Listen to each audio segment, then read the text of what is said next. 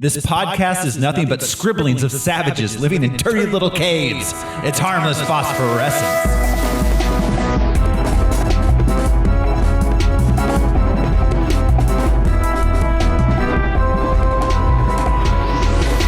Hello, everyone. It must feel like your gods abandoned you, but I haven't. I'm your host, Thoreau Smiley. I'm Josh Cece, and you can tell that I'm from the future because my hoodie is all neck hole. I'm Brian Lesh, and I would like to touch the beautiful worm, please.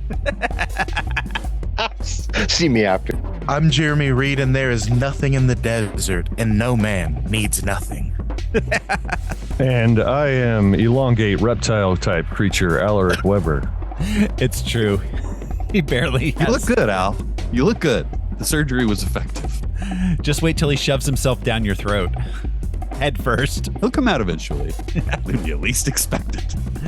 And this is Harmless Phosphorescence. It's your deep dive movie podcast where we pick a theme or series, watch some movies, gather some research into the production and source material, and tell you all about it.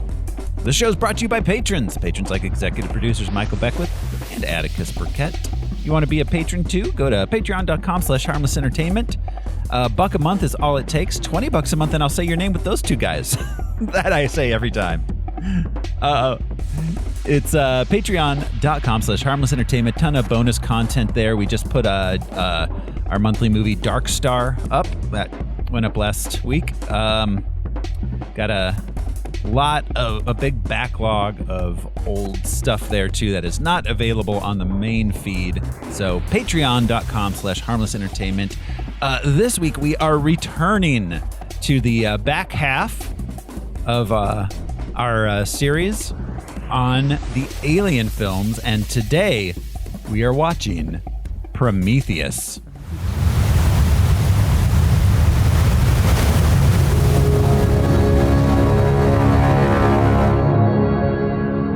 A king has his reign,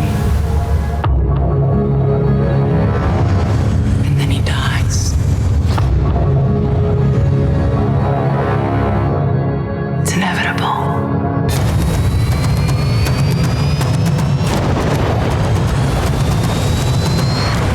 Prometheus has landed. These are ancient civilizations that were separated by centuries, and yet this same pictogram was discovered in every one of them. They're smiling. I think they want us to come and find them. We're all here because of a map you two kids found in a cave. Not a map, an invitation. From whom? Please tell me you can read that.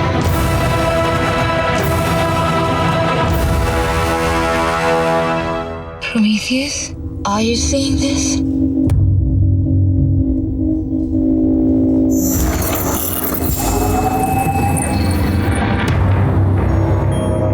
Whatever that probe is picking up, it's reading life form. What do you mean a life form? Oh, the head. They're changing.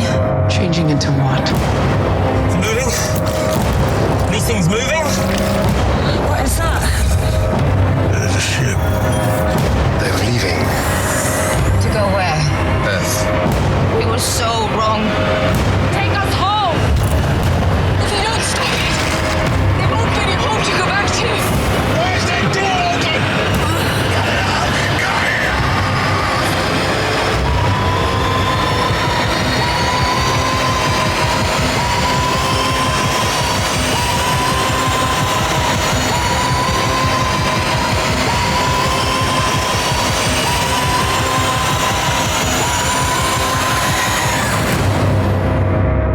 Big things have small beginnings.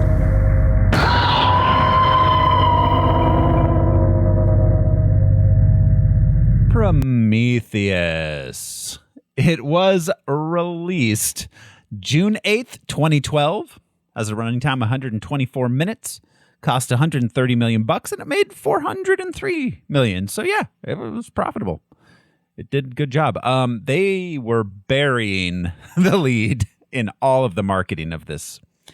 They were really trying to obscure the fact that this had anything to do with Alien. That was my main memory of it coming out, was like, people were like, do you know it's secretly an Alien prequel? Yeah. Ridley really wanted that to be the vibe the whole time. He wanted the viral marketing to work.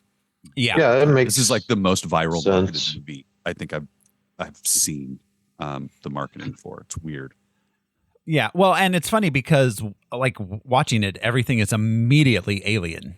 Like from the title The card, initial shot. Yeah, the initial shot, the title card, like everything is just immediately alien. Being 5 movies in at this point, I feel like Alien is just people show up to a place and make bad decisions. The series. Somebody touches something they shouldn't have, and hijinks ensue. Oh, touching things you shouldn't. This movie is nothing but touching things you shouldn't touch. Hey, man. Or depending on how you view it, you touched the things you wanted to touch. It did the thing they wanted it to do. Well, yeah. I mean, what is it? Don't chalk up ignorance to malice, you know? But in this case, I mean, malice. Evil robots going to be evil robots. Yeah. Give them feelings and no way to feel the feelings. Yeah. I digress a little. What was Prometheus's punishment? Was his eagle's liver? Yeah, tied eating up his in the eyes liver. or his liver? Yeah. Yeah, with a nice Chianti. I but wonder still. who got that Sisyphusian task. That was, who was that? Yes, but it made a lot of money. I mean, a good amount of money. A good amount of money for its budget. So let's play the box office top 10 game. Oh, yeah. This is the game where I will describe the top 10 movies of the week from June 8th, 2012.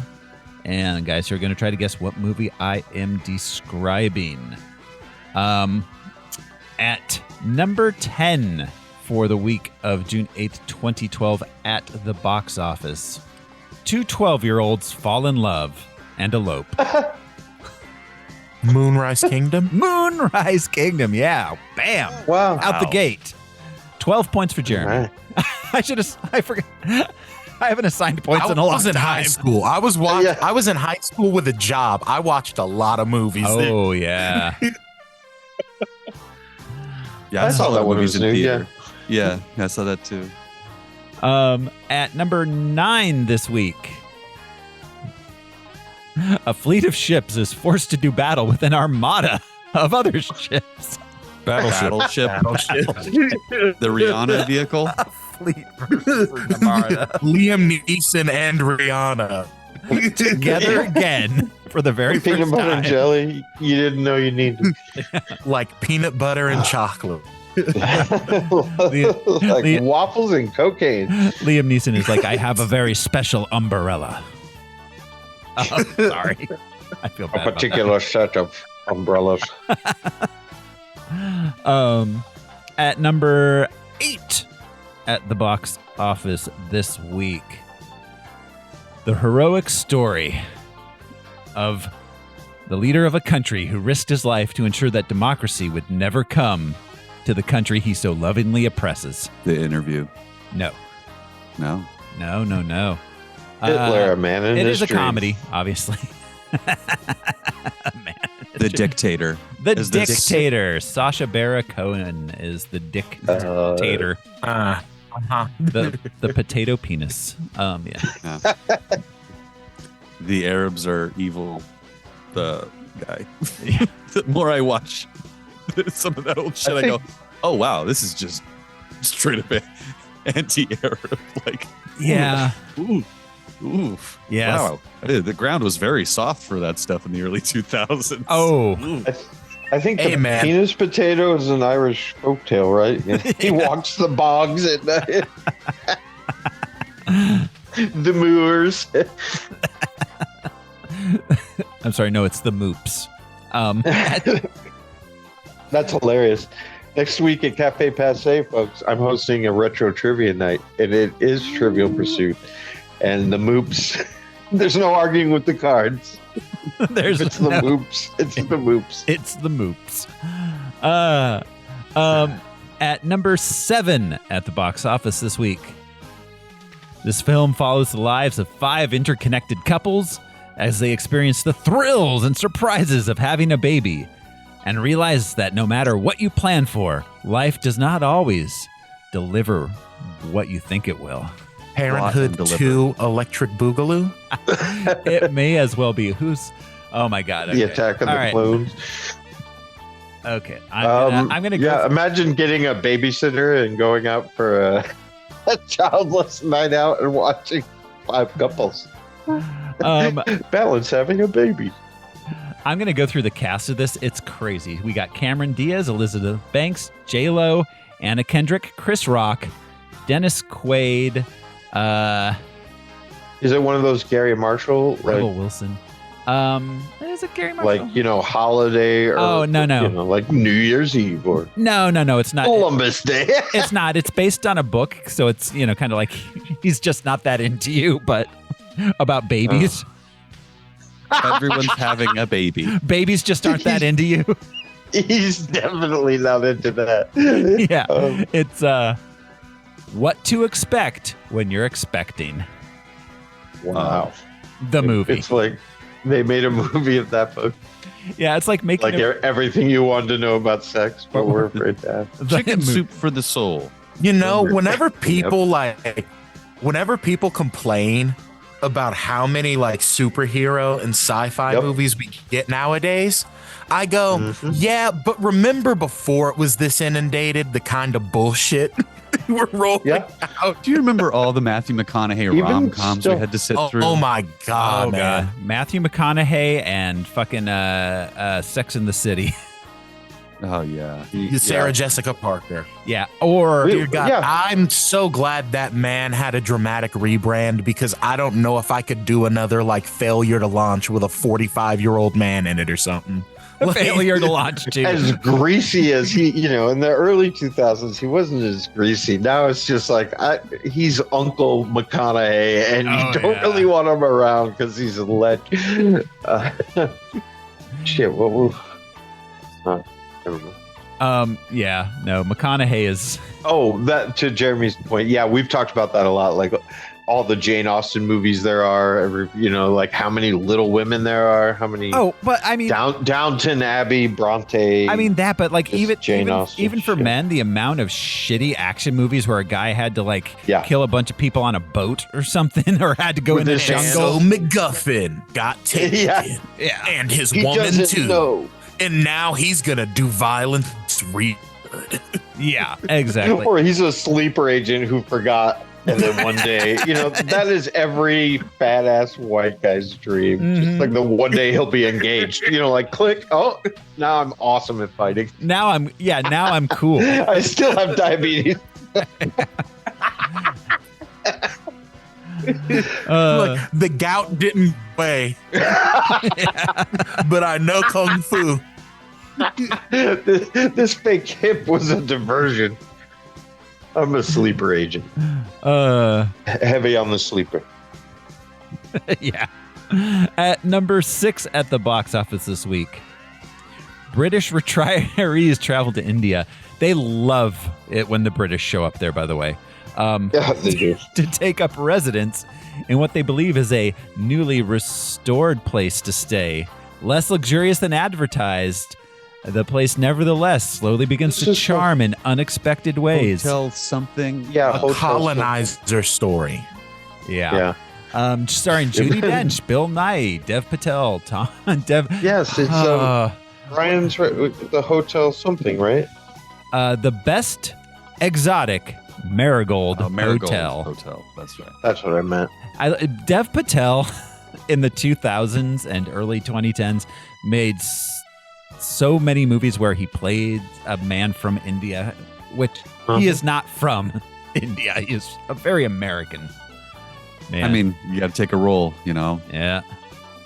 That was a great episode of Master of None. Disease and sorry. Yes, that was a fantastic episode of TV. Like, will you? Will you do the voice? And Dev's like, yeah, I'll do the voice. Look, Yep. you gotta take Yeah. the role, or there's some tan British guy out there who will Right. take Who's it gonna- for you. Who's gonna Ben Yeah. Kingsley your ass? Ewan McGregor will wear brown face in some Yeah. way. Yeah. Or at the very least, British. the Indian dude from Big Bang Theory is going to show up at the call. Yeah. At number 5 this week, a group of strangers have to learn to get along at work. Prometheus. No. Yeah. Sounds it almost. This is a film which we have discussed a lot over the years on this. Is this the Avengers? This is the Avengers. Oh, 2012. 2012. This is Oh, about shit. 3 weeks after it came out. Oh my 3-4 god. weeks, yeah. That's wild. Nobody probably expected that thing to do as well as it did No. when they were making this movie. Saw that's that crazy. movie 4 times. $1.5 billion it made. Yeah. I imagine Ridley Scott hates that movie. And right before it dropped on Blu-ray, it was the first flat screen TV I ever bought. That feels so long ago. Right. I don't like Oh, this. God. The CRT line. It's like the pre. It's almost iPhone 15 smartphone era. years. Yeah. Yeah, I think That's why, because the first Blu-ray I got with my new flat screen, and it was a 3D player, but yeah, was the Avengers. That Yeah. feels so long ago, and then not long. I got a I'm gonna go cry. Yeah. You guys carry on. I got a flat screen, I think in like 9 or 10 first, but then I didn't get a Blu-ray. I just stayed with the DVD up until a few years later, and the first one I got was Incredible Hulk. And I was like, it looks so wow. amazing. I remember my dad bought an HD player and swore HD. He was like the Betamax dad. Oh, he yeah. swore HD was going Thoreau's to be the dad was platform literally that the- stuck. Yeah. Betamax dad. And was like adamantly buying HD platform stuff. Yeah, And HD. then it Single-handedly switched. supporting the industry. No, and Yeah, just like Betamax. I knew a Laserdisc guy. Oh, God, yeah. Oh, no. Laserdisc. You did man. too. Yeah, he Yeah. thought it was gonna be the thing. Yeah. Who doesn't want to flip over the movie halfway through? Yes, it's like the double VHS movie. At number at number 4 this week. I almost skipped number 4. A government agent travels back in time to 1969. Is that Lupa? No, it's not. This is the third in a series. Men in Black 3? Men in Black 3. Cubed, actually. Men in Black. It's like they do the Alien. Yeah, a little up. At Oh, the corner. why? Yeah. And Josh Brolin is Tommy Lee Jones in Men in He Black really 3. is. Yeah, he Oh my is. God, he he really is. He He's nails good. it. Just surprised. I've been looking at the Alien versus Batman versus Superman versus Barbarella comics and all these different combinations. I have not seen an Alien versus Men in Black comic. That would be good. That would And be now very Marvel good. owns the rights to both, right? Yeah. Because Men in Black is a Marvel distributed property. Yeah. Yeah. Men in Probably Black in the is cards for the was a Marvel comic. Yeah, that's right. From the very beginning. Yeah. Yeah. Now Marvel owns and manages everything except for like the first. Put that idea in the Including idea my life. notebook, Brian. I mean, Alien Yeah, versus did he tell you Predator about turned my out so Predator? well. Yeah, I have ideas about your Predator idea, Josh. Yeah, the more I think about it, I'm like, this could work. How do we make this work? Right. At number 3 this week. Okay. I'm trying to. From the producer of Alice in Wonderland. I'm just going to read the poster to you. From the producer I know. Alice in Wonderland. I saw an ad on Peacock yesterday for some new show. Looks dumb, but it's like from the network that brought you The Office. Like what? Man, you don't get out of my face. It's a dude who's trying to slide in on the group photo. It's like, bro, you weren't Literally, literally, the person put their name on the group project. Like, hey, that shit we was all me. know that guy. Yeah, that's like I helped. Yeah, from the studio that brought you Star Wars. Like, okay. All right. Let's talk about other things they brought us then. A man ordered to kill a teenager doesn't and ends up becoming her protector. And he's a failure, you're telling me. Yeah. The Nice Guys? No, this is Was this that Vin Diesel movie? No. This was part of the whole like, hey, let's make fairy tales gritty and action oriented. Oh, the Huntsman? The Huntsman. Snow White. and the Huntsman. And the rest. Was that Hemsworth? That was Hemsworth, Yeah. Theron, and I don't know who the other one is. Who Snow White was? They both Kristen had Stewart. Wow, Charlize Theron and Chris Hemsworth both had multiple films out this time. Yeah, see, that doesn't feel like it was, 12 years ago? Crazy. Yeah, it does not. It does not. At number 2 this week. Following clues to the origin of mankind, a team finds a structure on a distant moon, but they soon realize they're not alone. Was the moon made of wood? Or cheese. This whole moon's going to blow. Dude, nobody smoke. Well, Alien prequel. like Al pointed out in Dark Star, everybody gets a plank in their room. A plank of wood. At number 1 at the box office this week, beating out Prometheus by a good $20 million. This is hilarious. A completely dead franchise now, thanks to Disney gobbling up everything. The third, in a series in which our heroes join a struggling European circus. Madagascar? Madagascar 3, Europe's Most Wanted. This has nothing to do with the island of Madagascar at this point. It never did. From the studio that brought you Madagascar. From a guy who listened in the meeting. You know what I want? I want more movies to start branding as from the people who didn't bring you. This It's like from the people who didn't bring you Battlefield Earth. I think Sony might become legally obligated to do that at a certain point. Like, they're just like, is it's not Zack Marvel Snyder. movie. Like, okay. Not brought to you by. Thanks for the heads up. Yeah, thanks everyone. Okay, so that's about it for the box office, which brings us to the production of the film Prometheus. Okay, so in 2002, Ridley Scott and Fox, right? It's Fox, yeah. Got together to talk about making another Alien movie. At this point, Ridley Scott got in touch with James Cameron, and they talked together about making an Alien film. Ridley was going to direct, James Cameron would produce and help work on the story.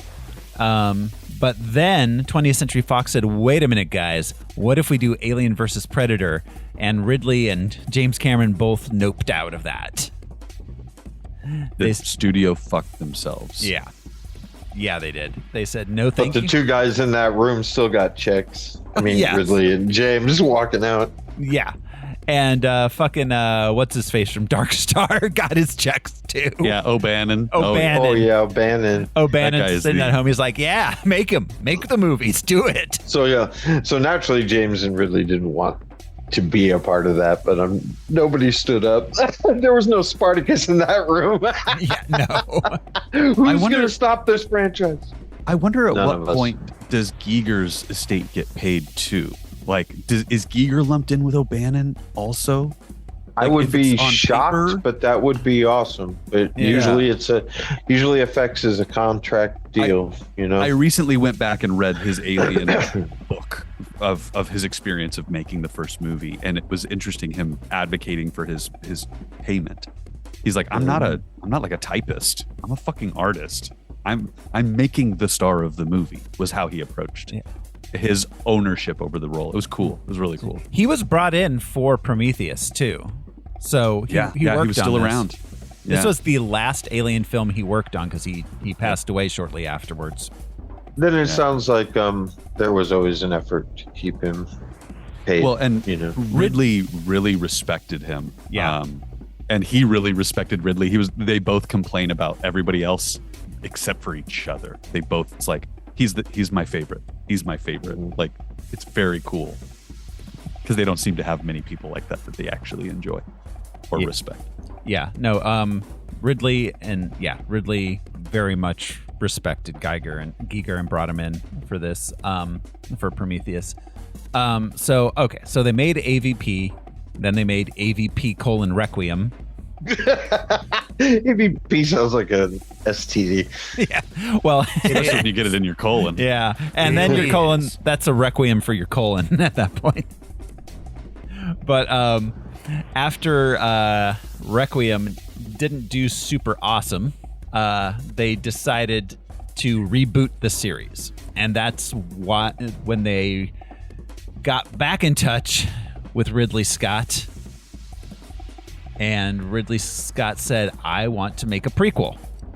But he wasn't going to direct. He was just going to produce.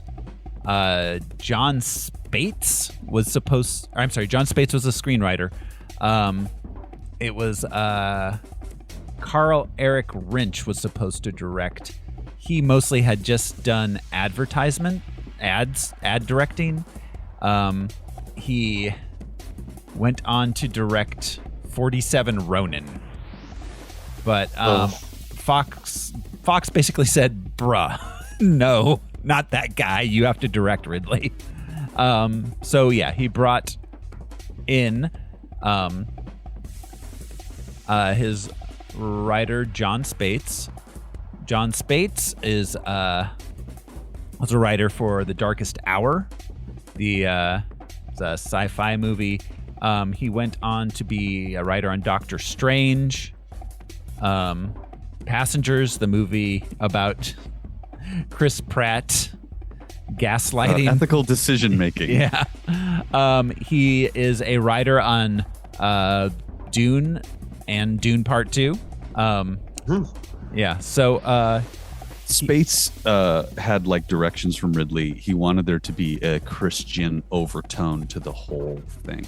Yes. And that's what Spates delivered in the script. It's really crazy. It's a crazy ass script. So one of the original ideas in that script was that the engineers took a human with them and then sent him back, but that human was then killed by other humans, and so the aliens the engineers decided to come back and wipe out humanity. The inference being that human was Jesus.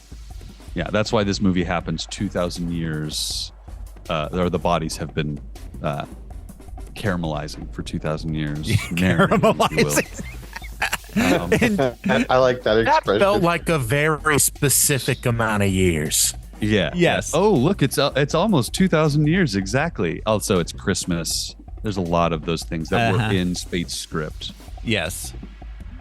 There's a lot of Christian iconography. Oh, but themes. wiping out mankind is just very Old Testament. That's kind of God's thing. He does it a bunch. Yeah, constantly. Essentially, he's very pro-choice. The main difference between what Spates wrote and what we got was there were eggs and aliens and the alien life cycle. There was a lot more alien heavier hat iconography. on the Christianity. Yes. I like imagining one of the fully grown xenomorphs with a fake beard and a tunic standing on the Serpent of the Mount, just hissing. I can't remember why, but the meek shall inherit the earth. Jude and I started talking about Freddy versus aliens, and then I was thinking about a Freddy alien. Oh yeah, that's right. He was like, I hope it comes back and is just like I'm here, bitch.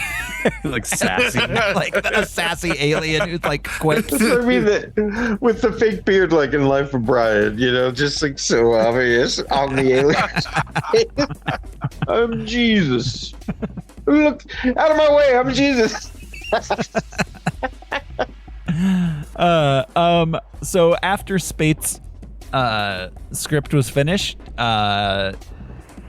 Ridley brought in Damon Lindelof. Damon Lindelof, best known as the showrunner for JJ's. Lost. Yeah, JJ's Or one of the best and simultaneously worst shows. But I think, again, anyone who has not watched either The Leftovers or Watchmen should, because it's amazing. He also has credit on one episode of Phineas and Ferb, which is interesting. I just found that out right now. He's been on a lot of projects I've enjoyed. Yeah. Oh yeah. Yeah. No. But he wrote JJ's Star Trek movies. It was interesting. Lindelof. I listened to I went like full hog on this thing. I listened to the writer's commentary and Ridley's crazy ass commentary, and it was interesting. He said, "I grew up watching Alien and Blade Runner, and I thought that they were direct sequels to each other because they looked the same. Because he was too young to know what a sequel was. He just assumed that it was the same universe, coincidentally, the same director. So he wrote this with that in mind, with his 6-year-old self, going, how do I write a sequel to Blade Runner and Alien in a way that's a prequel to Alien and a sequel to Blade Runner?" It was kind of his vibe. I think that the whole Alien franchise, in relation to AI and bots and shit, nods to Philip K. Dick's interpretation. Yeah. It wasn't as maybe more paranoid, but like it wasn't the Ray Brad or the Asimov. The red lights click on and they're evil robots. Yeah, it's can you tell? And the things that are different are very sus. At some prior point to this, in this, they'd all been serving somebody. Oh, sorry, Jay. Oh, I was just gonna say at some point in this, you remember which one, but like a synthetic and someone are talking about how some of the synthetic were too human-like, so they like started making them more withdrawn and sort of reserved Bishop and aloof that. Because Bishop. Yeah. Which I always kind of in my kid brain assumed was like Ridley nodding to himself, like, the synthetics are less human now because. Yeah, well, Fassbender specifically cited Blade Runner as something he looked at to see how he should play his role, along with a few other things. But Blade Runner was one of those influences on him. There's a Roy Batty in that stare. Yeah. David's got some Rutger Hauer. He's got some Rutger Hauer. He's got some. He's got some Lawrence. He's definitely Peter O'Toole. Yeah. Oh yeah. Well, and it's riding like that what bicycle makes and those flippy floppies. What makes a human? Like, is it the self-awareness? Is that and then that's where I guess that was my point. Where the bots are more sinister in that respect. Not just not the Ultron, we're going to save you from yourself kind of shit. It's the I want to be human so much that I'm going to pay attention and emulate the weirdest qualities. Mm-hmm. Yeah. Those are the robots I'm the afraid of. capacities that make you human. That's what they've captured that idea. Well, so my argument conniving. is they have achieved consciousness. They've achieved consciousness without the socialization we get. Yeah, and without socialization, but like literally absorption. You know what I mean? How did we? Like it's just an evolutionary quirk. Their evolution is different than ours because their makeup is different than ours. Right. And that's a more frightening kind. A robot that evolves is more frightening than a robot that just changes its programming. Yeah. So yeah, we're all kind of making, but yeah, precisely. They evolve, and that's creepy. We'll because get they're not human. of David in Covenant, and you get to see that evolution, and it's not what we would consider like growth. It's more of like a falling apart. You know, it's interesting. And we want to be machines. And so a machine that wants to be us is confusing to us. Yeah. It's like we rot and die pretty quickly. I mean, we're not the Pinocchio analog is strong as hell in this movie. He gets called boy a lot, you know. Yeah. Sure. Yes. And those Christ vibes. You know, is he magical or is he human? Christ, like, ta-da, I'm both. I'm both, bitch. Take it. My mom's like, there's not enough wine at this wedding. Look out. So, all right. It was originally entitled Paradise after Paradise Lost. Apparently the CEO of Fox suggested it be called Prometheus. It literally like an email note, and everybody went, "Oh, that's really good. Actually, let's see if Ridley likes that." And Ridley the guy who brought you lunch reservations yesterday. I literally think that Ridley heard it and went, "Sure, whatever. If that'll make you happy, yes." Yeah, I think it makes sense. And that dude's like, "I just earned my $52 million this year." This movie, despite all of its faults, he spun up one of the most intricate, like, special effects design processes. Like, he let people go wild on this. So much of this movie is practical. That's all he wanted. He was like, just let me make a movie, please. I want to make a science fiction movie with modern technology. Fuck. I have a lot of problems with this movie. It looks really cool. It does not look like it was made 12 years ago. No, it looks great. Like, it looks really cool. Sure. Yeah. Let's see. Yeah, they brought in Lindelof. Lindelof's main thing was he decided that they really should tone down the alien stuff, make it less because it was originally going to be a direct prequel to Alien, and they were going to end up in the room where they find the pod and the space jockey in the first movie. And so Ridley and Lindelof and Giger kind of discuss this idea, because those, like, planning a sequel or you're writing the movie you're writing is not really a thing you do, you know, but you write yourself enough room to have that open up. And that's why they decided, they're like, we don't want to have to paint ourselves into the corner. So remove all the alien stuff. And that was kind of his, like, 72 hours, come back with what you got. And it was largely what we got. Yeah. Yes. Yeah. Lindelof said that the sequel said that it shouldn't be that as a prequel, it shouldn't be that the sequel to this is Alien. The sequel to Prometheus would be Prometheus 2. So yeah. Obviously, there's a lot of stuff that inspires this. Chariots of the Gods. That was a huge one when I was a kid. Every boomer I knew had a copy of that. I have one. Yeah. Stitchin? Yeah. No, okay. Yeah. For some reason, every boomer I knew had a copy of Chariots of the Gods and The Joy of Sex. Yeah. Yeah. A lot of readers that generation. Yeah. Which is Chariots of the Gods. Can you put this book on cocaine for me? Yeah. So I can hear it faster. Chariots of the Gods was, of course, about ancient astronauts and theorized that Earth was seeded by aliens, as did every stoned Joe Rogan dude in the 80s with an Iron Maiden poster in a basement. Yeah, the guy sitting on the couch where you bought your weed. This is where you would go to hear those stories. You had to go find that guy. Now that guy finds you, but you had to go, seek out that nut. Listening to nothing. Like, man, I gotta go. Look at these carvings. They all look like chairs. Oh, wow. Be like, why is everything pyramid shaped, man?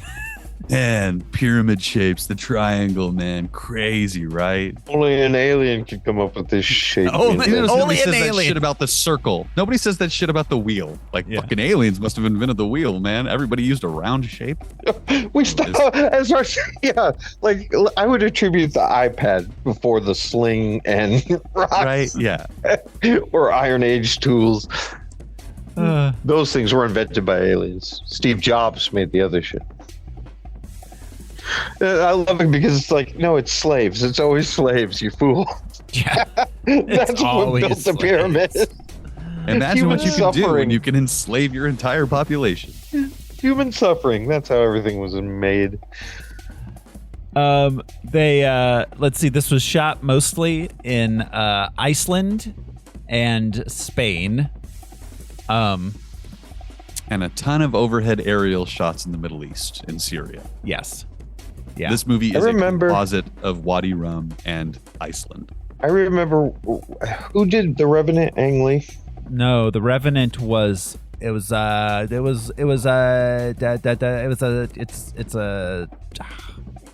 All right. I think let you. Well, the point that I was going to make anyways is that the director and DiCaprio were talking about how hard it was to locate natural geographic settings anymore that don't look like they've been touched with electrical lines or cables or fences or like Alejandro had to keep going north. Inarritu. I'm sorry. Oh yeah, Inarritu. Inarritu. Yeah. They just couldn't find the tundra This anymore. location that they shot in is the furthest fucking road in Iceland. The furthest road you could drive down. Paving ends. The furthest dirt part of the road. The dirt road ends.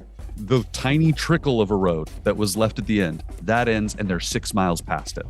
And they brought all this shit there to film on site. But good for that. I mean, it would be so easy to just computer generate whatever environment. And but again, how hard it is to find Look at something this that matches versus your story that hasn't been human. every landscape shot in The Mandalorian, in Obi-Wan, there's something about having actual depth and Yeah. And again, this Shadow and movie light. is largely composited.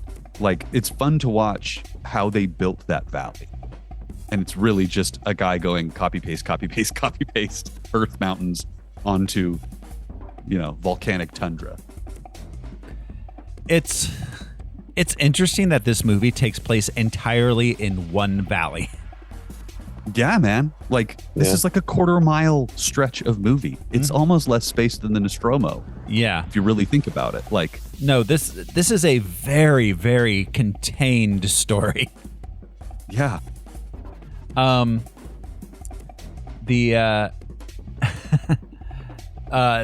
film is set in 2093. Well, it starts In 2080. space, but it starts in 89. Yeah. It starts in 2080, then is 2093 from Christmas Day to New Year's. Yep. So I would point out then that Wayland is a Gen Z. Yeah. Honey. They did the viral marketing for this. They used Wayland as a young man, and he gives a TED Talk in 2023. And watching that yesterday was fucking weird. It's like watching Blade Runner and being like, what year was I this gotta supposed to find be that. in? Yeah. It's cool. He talks about Promethean fire and, stealing, all this stuff. It feels like they chose Guy Pearce for this role simply for the marketing, because there's it's not for the marketing. There's a thing in the script that got dropped, which is a bummer. It's hilarious, and I don't want to spoil it until we get there because it's fucking crazy. It's the craziest shit I've ever heard about this movie. Okay, because because the entire time I was like, why don't they just have an old guy?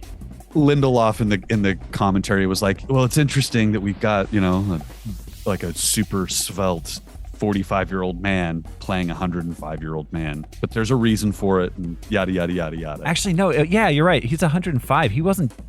Was he Gen Z? Yeah, no, he was. He was on the. He was probably about your age, Jeremy. Yep. Well, no. I think because he would be. I think he's more Gen X because he's like 45 and 23. Well, I mean, then then he would be Because they don't say his actual age. He is over 100. He's over 100. So I mean, He'd just be an older millennial. He's probably millennial. Maybe he's my age then. Yeah. Like, but he looks like Which millennium?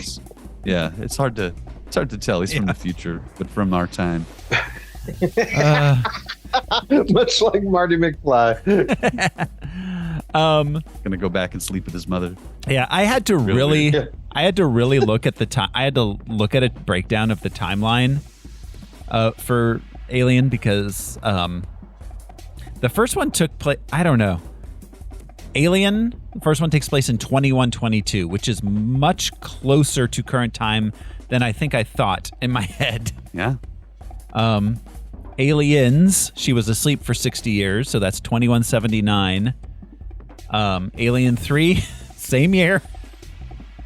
A couple weeks later. Yeah. And then Alien Resurrection, 200 years later, 2381. So she's back in the go-go 80s. She's a working girl. Yeah. And we'll do Romulus, and that's between Alien and Aliens. Mm-hmm. So interesting that there's a 200-year arc. Yeah. Is it? As Is you interesting consider the the end word? I mean, it's 300 years really, from 20 that's true. from 20 basically 2080 to 2380. Wow. On screen, anyways. I'll never forget that summer. I'm hearing Richard Dreyfuss do a voice. Got my first real six string. I'll never forget that summer. Smitty joined up with Wayland Company and got his face punched in by an alien life form.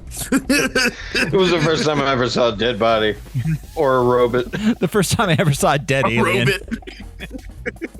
The robots are everywhere now. Oh, the robots.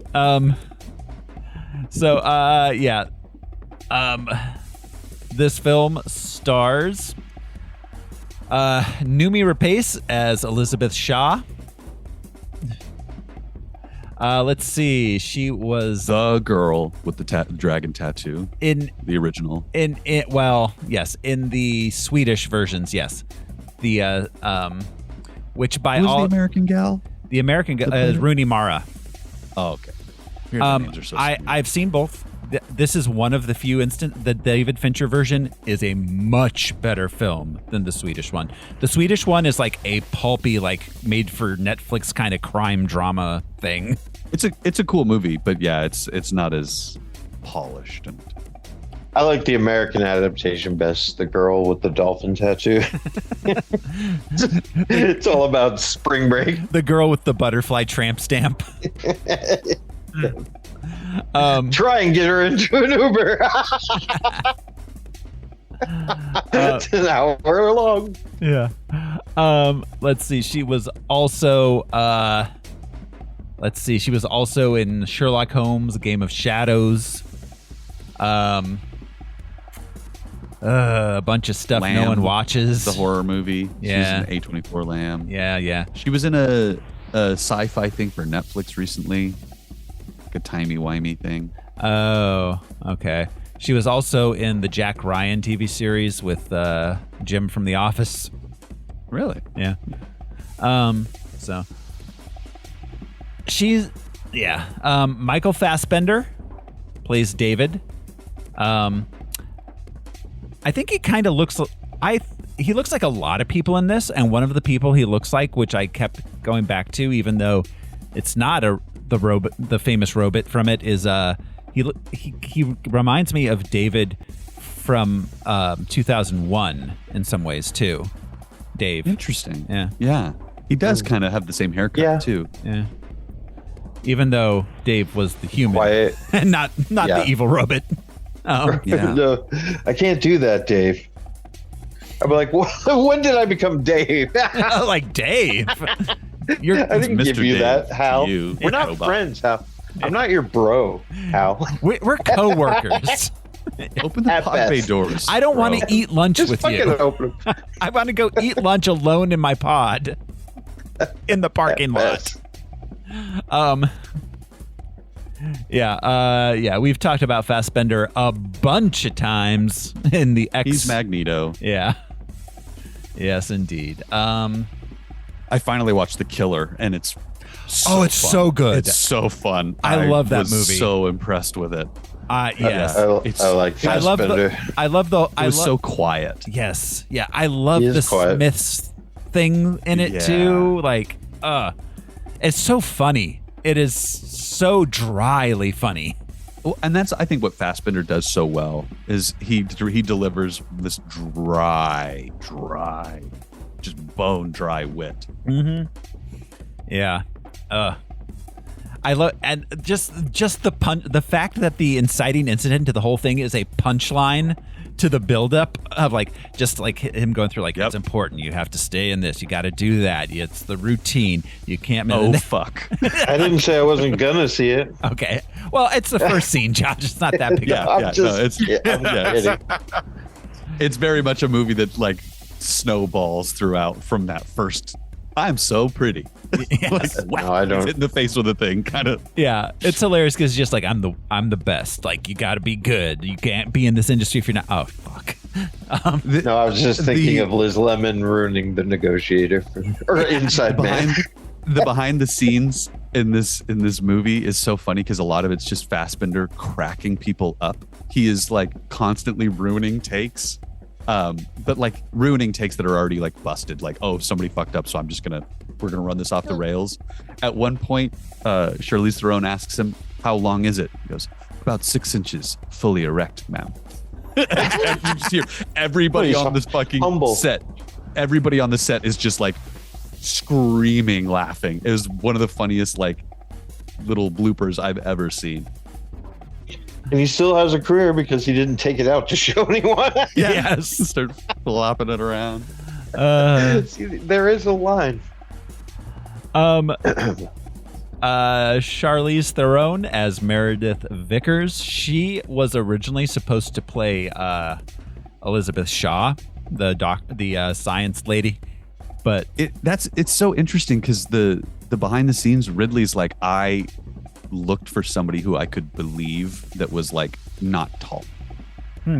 He's I wanted somebody who wasn't tall to be in the role.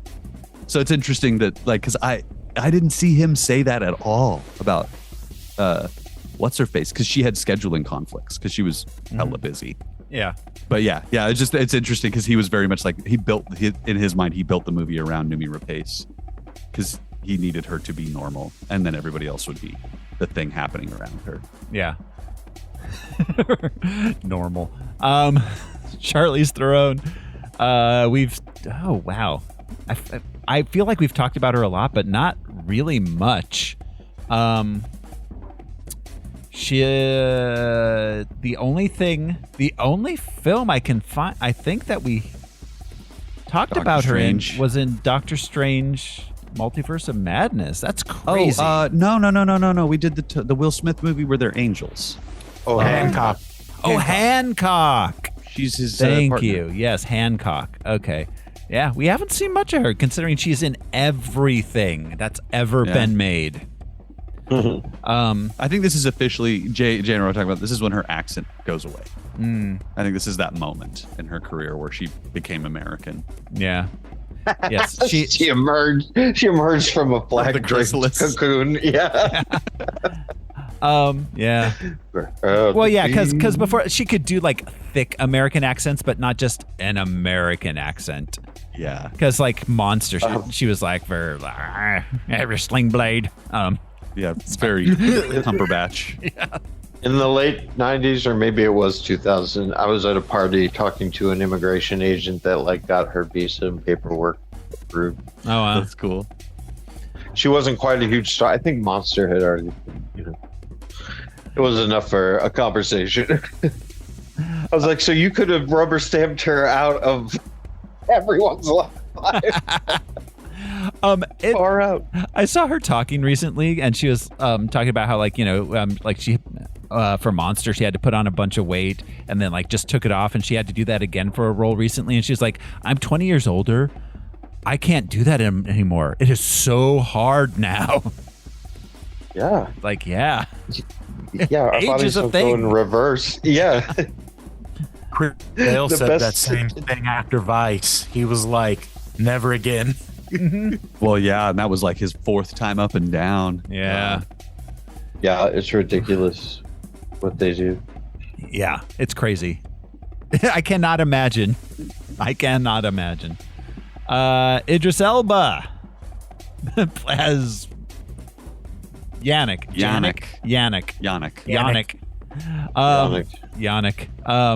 Yeah, it just we've done a ton of Idris Elba movies at this point, including Heimdall, all the Thor stuff, the Suicide Squad. Stringer Bell from The Wire. Yeah. Stringer Bell. Luther. Yes. Dunder Mifflin employee. Charles Minor. In The Office. Charles Minor. I am aware of my effect on women. Such a fucking crazy role. Can you give me that rundown, Jim? The first person that's not impressed by Jim's cuteness. Yeah, exactly. Why are you wearing a tuxedo to work? No, and just having to explain. And he explains Dwight's reasonable memo and why he decided to. Professional attire? That sounds reasonable.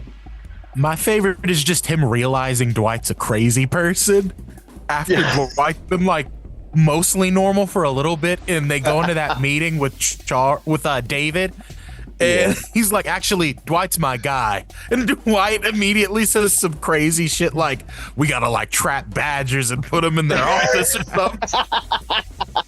And he's like, what the fuck, man? What is this place? I'm low key looking forward to the sequel series. The new Office. It's called The Paper. It's about a small town paper, like trying to stay alive. Yeah. Mm-hmm.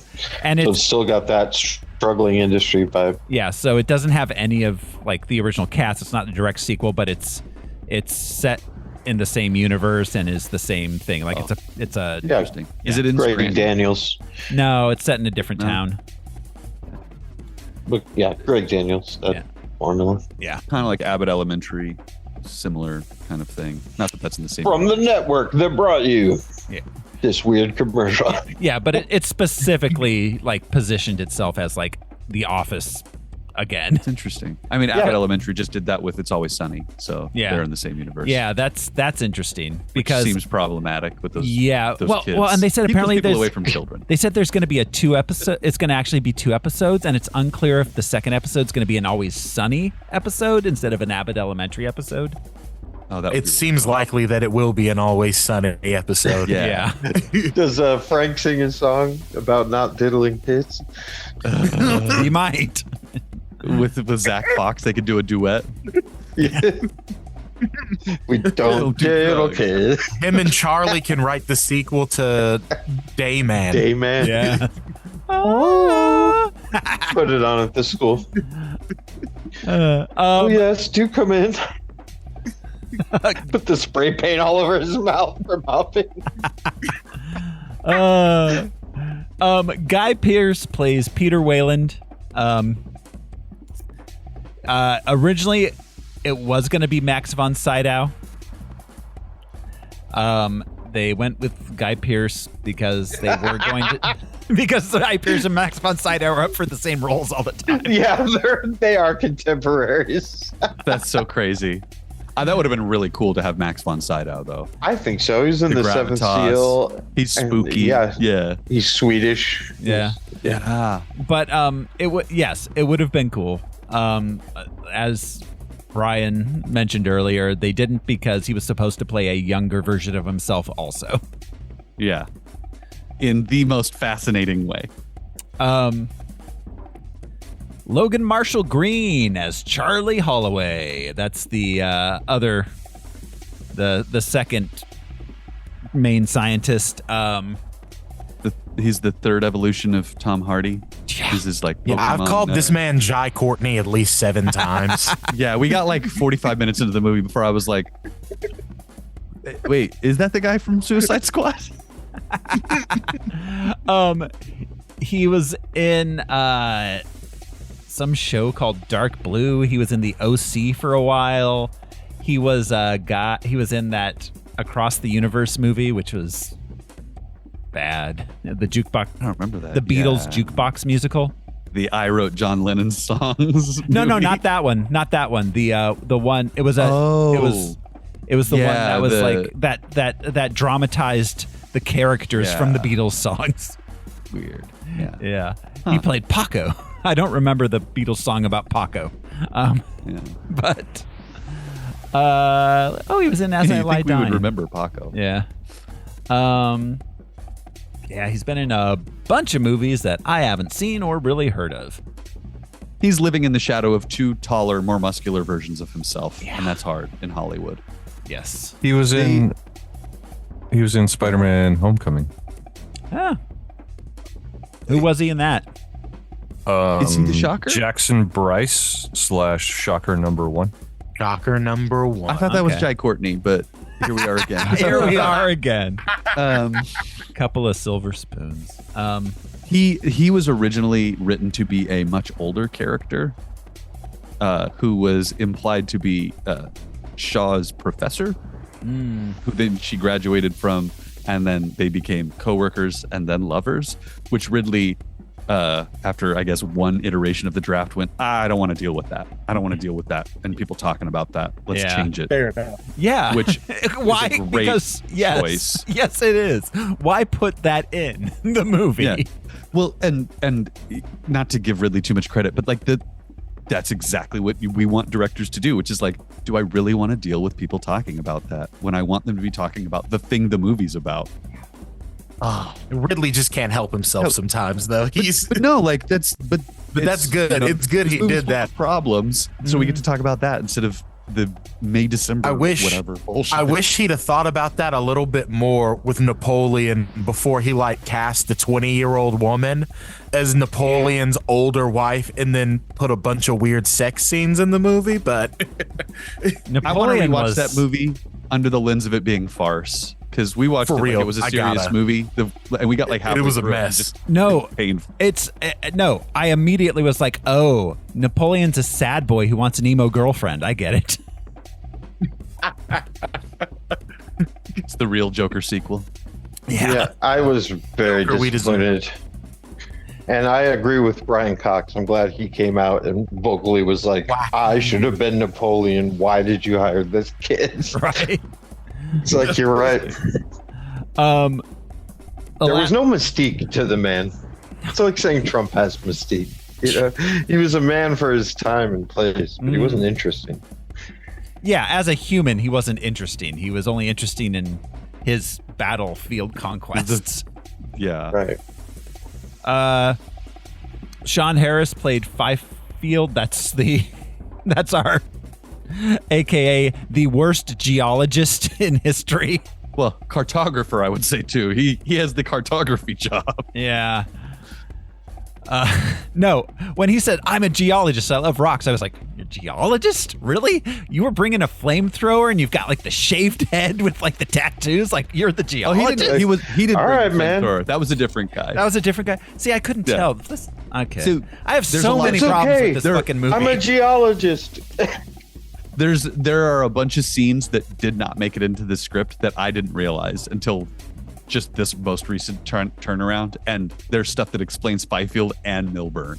Okay, because And I was like, oh, that's interesting. does it explain why they're the dumbest motherfuckers that have ever lived? It Were does. It actually does, Okay. which is fascinating to me that they did not make it. They didn't even get shot, which is crazy. Well, the thing is, in these movies, it always makes sense because these are just dudes at work. They're Yeah, not it's just their really job. explorers. Yeah. It's like we were saying earlier about coworkers, at best. But yeah, the dude, he's played by Sean Harris, who is, let's see, he was in The Borgias. He was in a couple Mission Impossibles. Yeah, he's the bad guy in Mission Impossible. He's like the bad guy. Rogue Nation two of and these, Fallout. yeah. Those are the two I haven't seen either of those. Which is crazy because he's like the same size as Tom Cruise. They're both like 5'6". You could mash them together like action figures.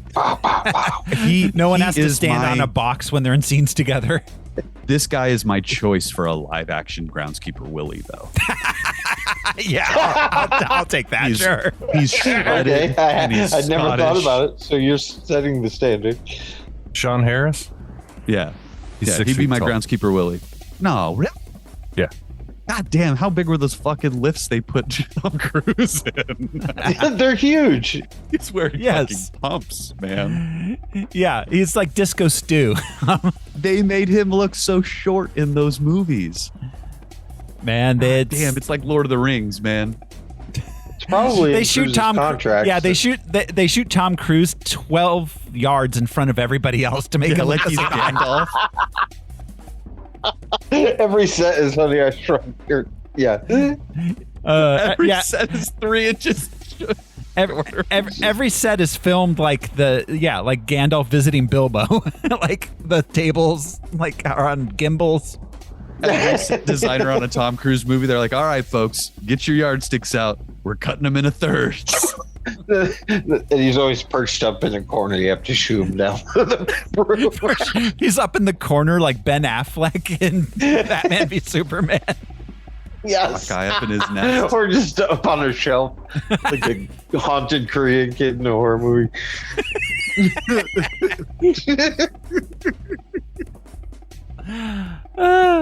Rafe Spall plays Milburn, the biologist who should have known better. He's been in a bunch of TV. He was Jurassic World: Fallen Kingdom, yay! The BFG, everyone's favorite Spielberg movie. He's a real biologist. Yeah, The Big Short. Yeah, he plays a British guy in a bunch of stuff, or is he British? I don't know. It doesn't matter. It doesn't matter. I assume if your name's Rafe, you're British. Yeah. But additionally, we got Benedict Wong with 3 lines, and Patrick Wilson as the defender of Christianity. As Dad, yeah. With this, is that an Australian accent he's putting on, or a South African? Patrick Wilson? South African. I think it's South Africa. Yeah. Because they're in the Congo when Ebola's. Oh, that's true. That the procession that goes by. Yeah. In the beginning, yeah. I thought Indian until he started badly speaking. Yeah. India. Let's see. The soundtrack was composed by Mark Streitenfeld, who worked on American Gangsters, Body of Lies. Interestingly, he it was recorded at Abbey Road Studios. He had the orchestra record everything. He wrote it out backwards, had them record it that way, and then reversed the soundtrack to make it sound weird. That's Ridley interesting. chose him because he does all kinds of sonic textural stuff. It's not just melodic, but he is also melodic. So he wanted to bridge those two things. I think the soundtrack this is one of my favorite science fiction ethereal things. It's good. Yeah. It's kind of fun serendipity that that's where George Martin perfected a lot of those studio type techniques was Abbey Road Studio, playing something backwards and then running it back. That the Beatles were the first to do shit like that. Yeah. And the one thing that Ridley wanted, he was like, it needs to have one thread that connects back to the original Alien movie. And I want it to be not an alien thing. We don't want to evoke alien when we hear it, when we watch the Alien movie again. It should change the way we watch the Alien movie to evoke Wayland Yutani. So the little flute, the little ba-doop, ba-doop, ba-doop, is the Wayland Yutani sound. Was what Ridley wanted. He wanted you to associate that sound when you watch Alien again with, old man Wayland's company is still doing its shit. Which is right. But cool. Instead of him being like, I That want is the alien. I want you to think of the alien when you're watching this. He's like, I want to change what you were thinking about when you watched the other. Yeah, mood Kind of and George vibe. Lucasing, people. Yeah. The like I said, it was the worst kept secret that it was secretly an Alien prequel. Like, everyone kind of knew, but they did not market it that way. They didn't put it up front. It's like your gay uncle. So when they wrote out all the eggs and the aliens and the chest bursters and the face huggers and all that stuff, he originally had no alien in the final draft. You got your chest bursters. And they told him, huggers. you have to connect this. Like, it needs to have a stronger connection through, and that's where we get the one chest bursting creature from. Was Ridley being like, okay, fine, it's at the end of the movie, in the last 3 seconds of my movie. Yeah. Can we have them sitting around eating? Yes, we can. But he like thumbs his Happens all- nose at the studio by just putting it in the final shot. That was his like, okay, sure. I mean, it's almost a mid-credit to making- sequence, except it takes place before the credits. Yeah, it's really, but like, he's very much like, they were at the point of like, we're gonna make the movie, and they're like, well, we want this last thing. Just like, fuck, okay, fine, cool, a creature, whatever. I'm making the movie. Get out of my way. He's like, I took your Prometheus suggestion, Yeah, Gary, or whatever. don't think you're in charge here. Right, because he started just firing off notes after that. Oh yeah, It's all got an end Siri. now. Siri, fix this movie.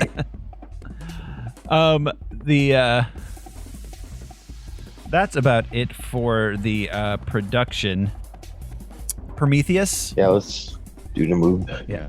Well, Prometheus has 73% on Rotten Tomatoes.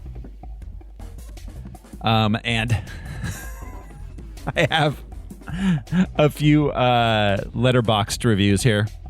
No, Ebert. No, I mean, was he even alive in 12? Roger. Yeah, I don't know if he was alive. It was towards the end. He Gene was had been not. gone He was for not 10 doing years. televised anything at that point. Yeah, he had his lower jaw removed. He may have been. Yeah, I would still doing. have loved to have a written review from him for this. It made it sound like it was a piercing or something. He had to have his lower jaw. Yeah. Yes, because of the cancer. He's like, now I can swallow. Now I can swallow a whole pig. He gave Roger Ebert did have a print review of this. He gave it 4 stars. That's what I'm talking about. And yeah. Because he really liked the first one. Yeah. And Aliens, right? Yes. Yeah. Or did they dislike Aliens? I remember being surprised by one of their takes. It was one of those. They liked Alien. They said Aliens was too actiony, and then in Alien 3 they were like, this one has no action, unlike the second one, which was great. Every time they like give a bad review to an Alien movie, Revisionist history. Yeah. Yeah. Gene Siskel was a fickle bitch. Yeah. But no, Roger Ebert wrote, Ridley Scott's Prometheus is a magnificent science fiction film, all the more intriguing because it raises questions about the origin of human life and doesn't have the answers. So he was alive then. Yeah, he was alive and he wrote a print. Yeah. It's all published this after my death. So I have some letterbox reviews. Single white Femalian writes Alien White. Single white Femalian writes Alien abortion still my favorite scene in all of feminist film history. 4 stars. But not quite. Yeah. It is healthcare, so Even in space. Reviewer Lily writes, Ridley Scott, I want to make a prequel to Alien, lol. Producers, oh, so a film that explores the origin of the aliens? Ridley Scott hurriedly sketching a dick-shaped spaceship. Sorry, what'd you say? They said a whole scene. I like that. And user... I love it because Ridley Scott is always hurriedly sketching things to sell a scene. Yeah. He's like everybody's talking about like, oh, he'll just sketch a thing and it's like what the shot is. Well, literally, we were watching that documentary the other day, and like 3/4 of the documentary is Ridley with a pencil and a piece of paper going, no, you see, it's like this. I'm showing the camera like this is what I'm going to put on the screen. Watch. Well, and it's exactly what shows up. It's a visual fucking media. It's so funny when it's like done by a committee conversation, like the Key and Peele Gremlins sketches. It's like, honestly, could you please flesh out the idea, because we're all going to absorb this idea visually. Could you please help me with that? Otherwise, there's a kid describing something to you. Yeah. And then I jumped from the top of the tree to the other top. Like, great kid, show me. User Alice the G writes, worst Christmas movie ever. Disagree. I love this movie. I disagree. I watch this movie around Christmas time. Oh, there's so many worst Out of Christmas habit. movies. Absolutely. This and Iron Man 3 are my two pocket Christmas movies. Iron Man 3 for sure.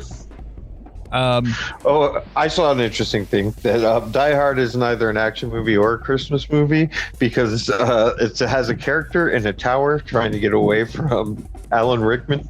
So it's a Harry Potter movie. It's a Harry Potter movie. So, all right, guys, are we ready to jump into the movie? Yeah, look at Let's this do thing it. I found in a cave. I love that I look up and you're all of our just head nodding nodding. silently. We're in an And, mute, we're and I in an was audio medium. Unmuted. What happens if we're not ready? What does that look like? Yeah, we're in it. Yeah, but I've been drawing sketches this whole time. All right. Here we go. This is Prometheus. We open on a planet. A spaceship flies away while ripped NoHo Hank drinks some black liquid. Barry. It makes his body dissolve. He falls into a waterfall and his DNA dissipates and then starts to recombine. Both Ridley and Lindelof said this is Earth. Okay.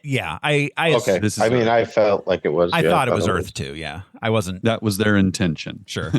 And the ship was the elongated disc, which is what the earliest, before our imaginations got better. That's what aliens drove around in. Yeah. Yep. Yeah. Isn't that interesting that when our imaginations got better, they got more sophisticated? Sorry. You know what? Cheers to the gods. Yeah. No, it's crazy how much UFO sightings and ghost sightings have fallen off since everyone got themselves a camera in their pocket. Yeah. I do want to point out that I always resent the comparisons. I do not believe in ghosts or spirits at all. I cannot mathematically not believe in life 100%. outside of this planet. Did they? Did they show up, kill our cows, and stick things in our butts? Well, No, I don't think so. Yeah, I don't think we've nailed. Just like Santa Claus, I don't think we've nailed the depiction. So the disc ship, the classic UFO shape, right? That was the choice that they made instead of it being the what's it called, the derelict from the Alien movie. They wanted to save that reveal for later. Yeah. But these aliens are noticeably not gray, bobble-headed. Yeah. The traditional. They are don't fucking mistaken for owls or vice versa. No, they're built like a Marvel lead. Ridley gave 3 nice giant inspirations for it. So the Statue of David, sure, the Statue of Liberty, and Elvis Presley. Okay. Those were the 3. And I watched the in this documentary, the creature designer guy goes, when he first said it, I was like, what? And then I pulled up all 3 source images and I went, oh, wait, there's something there. And it was just so funny that Ridley in his mind is like, this is what I want. I want these 3 unrelated things to become one thing. That's exactly what it is. That does explain why partway through one of the engineers marries a child bride. I mean, we missed the scene where he died eating a sandwich, shitting his brains out. I thought when he was flying the ship, he was playing Suspicious Minds. That's what he was playing on the flute. In the ghetto. And his mama cried. Or a song about jail sex. Too soon for Jailhouse Rock? Yeah, no, it's crazy. No, Jailhouse Rock is I am sorry. Jailhouse Rock is the gayest 50s song, and I'm including Little Richard's oeuvre. No, because that's a different. Little Richard wasn't gay for the stay. Yeah. He was all in, Chip's all in. Yeah. So then we get a classic DNA doing stuff credit sequence. Jailhouse Rock wasn't gay. It was something else. He's talking about a chair. Josh, I've never heard the phrase "gay for the stay," but I will never forget it. Oh, it's not mine by any means. Yeah, we get the just before we leave the past, the Jailhouse Rock. The billion years of Jailhouse Rock and aliens. This goop in the beginning is noticeably different than the goop we see in the rest of the Alien movies. Mm. It looks like a pomegranate. It looks like a gold pomegranate, whereas everything else just looks like black, evil goop. You know, just to make that distinction out loud. I read a lot of. This is my favorite science fiction shit because the theories are crazy, but they're different. Ridley's crazy. The details. It's like a Wes Anderson movie. That's what this movie is like, but for science fiction. I have a question. Was the being that drank the thing from somewhere else and absorbed and changed the DNA of our planet, or was it a human, a proto-human that was given this knowledge? It was. You know what I mean? Where did the little where did his Capri Sun come from? Yeah, that's the thing. It's an unanswered question. Still, all right. He hasn't answered. Just making sure. Covenant, I can buy Covenant makes it a bigger question because he didn't answer it. He just threw dust in everybody's eyes, basically. What I read described him as an engineer making a sacrifice to seed Earth. I don't know if that's inferred by the description writer or comes from a source. That's what they were implying with the script. Too. Unanswered is fine. I just wasn't sure if it was unanswered. It's important that later on we see David, because this movie is really about David. But we see David say, "Mortal after all." That's him realizing, like, oh shit, I'm the only one that's immortal. So I think that's important, that they are probably the creation of some other organic process, is kind of what David is picking up on. So we get the classic Alien title font that does the vertical fading in, and then the This is my favorite of all of them, though, because how the hell did they spell Prometheus? That way. Those straight lines. Yeah, so many straight lines. Then we cut to Scotland, 2089. We know because they're drinking Urn Brew. This is also where Luke Skywalker lives. Yeah. Oh, yeah. Yeah. Yep.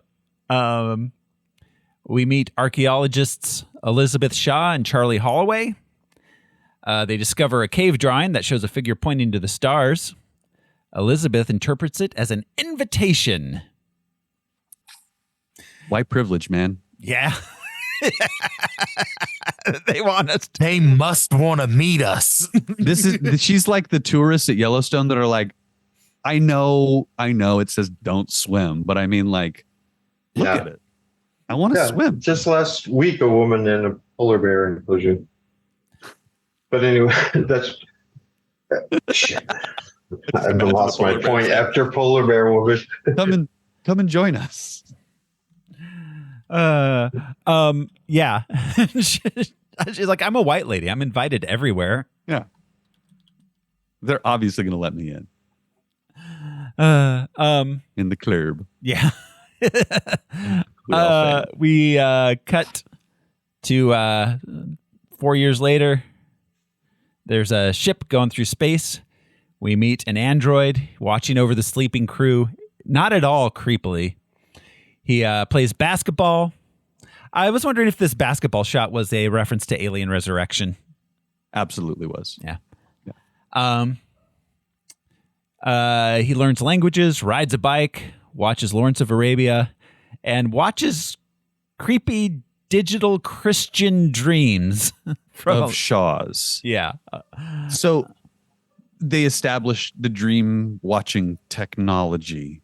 There's also implied that the dream watching technology is two-way communication if you know how to do it.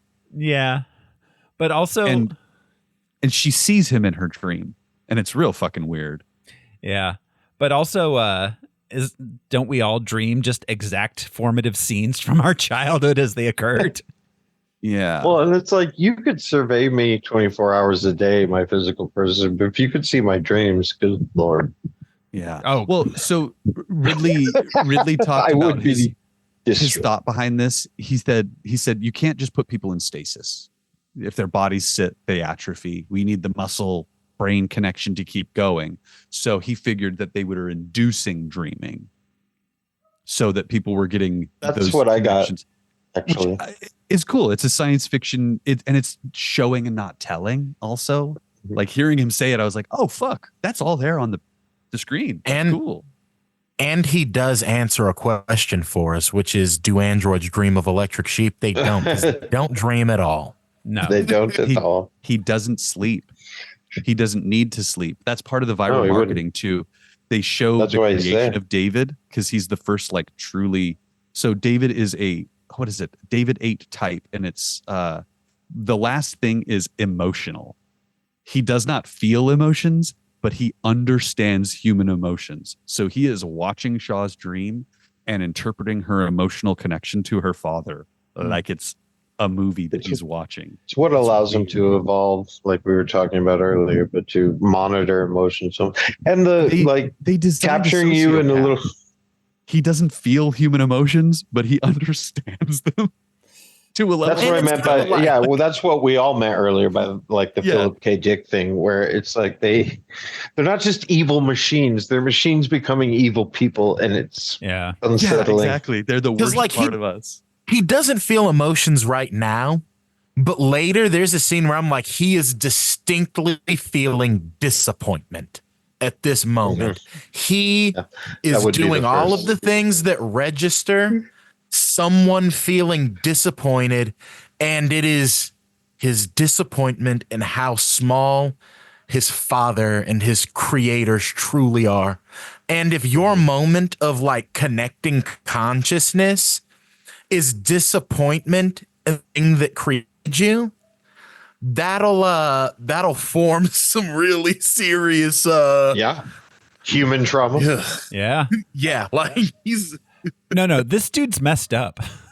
Well, and with any advanced intelligence,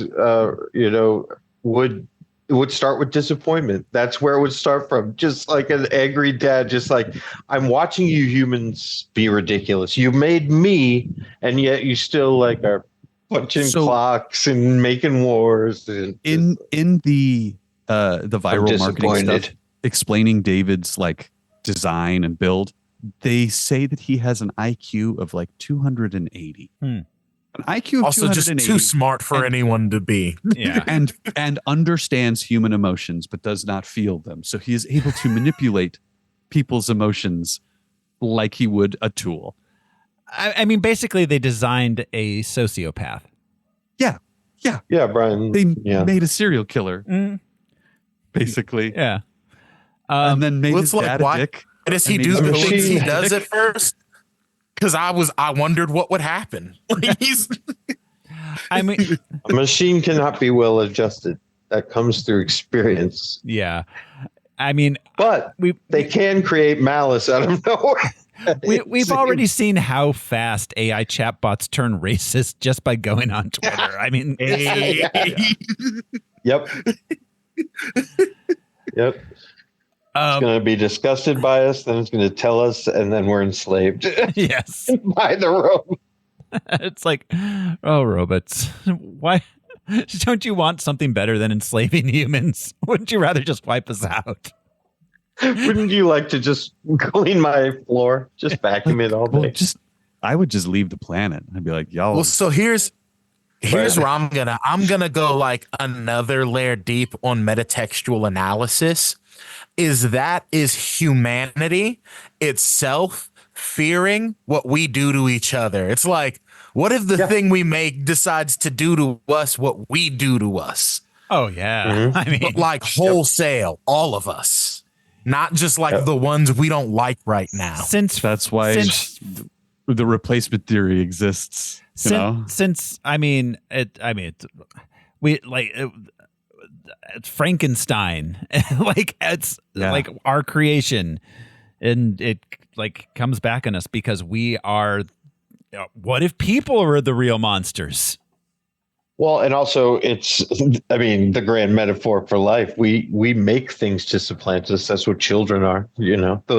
Those things we made are going to bury us one day. Kind of, make them. So that's the metaphor for greater life. Yeah. Everything we create.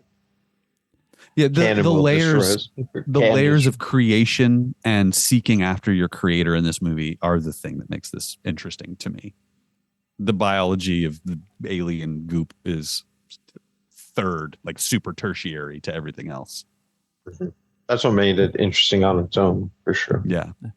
So they arrive at the planet. It's a moon that they're actually heading to, a moon around a big old ringed planet. In the same star system as LV-426? Question mark? I don't know. I'm very confused. It's left very vague. I'm very confused as to how we get to Alien still at this point. There's still, a movie and a half of distance between both things. Well, I mean, Yannick, they kind of talk, and it's kind of like David kind of is like, there's more of these ships. Yannick, he throws out like the idea of what if this is a military installation? Yeah, this is clearly not the engineer's homeworld. It's clearly not. Yeah, there'd be like, if we're assuming that this advanced race is making genophages in their free time, have more than one research world. I got the idea that there's these worms here, these like weird little worms, and they accidentally got into the black goo, and that accidentally created the xenomorph, and that's where we're at. I don't know if I'm reading that correctly. It's, again, Ridley's just opening questions up. He doesn't answer anything, which is fun. I think David is making the xenomorph or a parallel to it, though. Clearly it got to xenomorph stage by a series of unfortunate events. Yeah. I mean, it's like maybe that is just the outcome of what that specific biological weapon does. Is it just... It's sort of like the engineers being like, okay, well, we can. I feel like a lot of the human assumptions about the benevolence and altruism of the engineers is because we must assume we come from a loving God. Again, that sinners in the hands of an angry God narrative from the third movie. We assume that our God must be nice. Must be pure.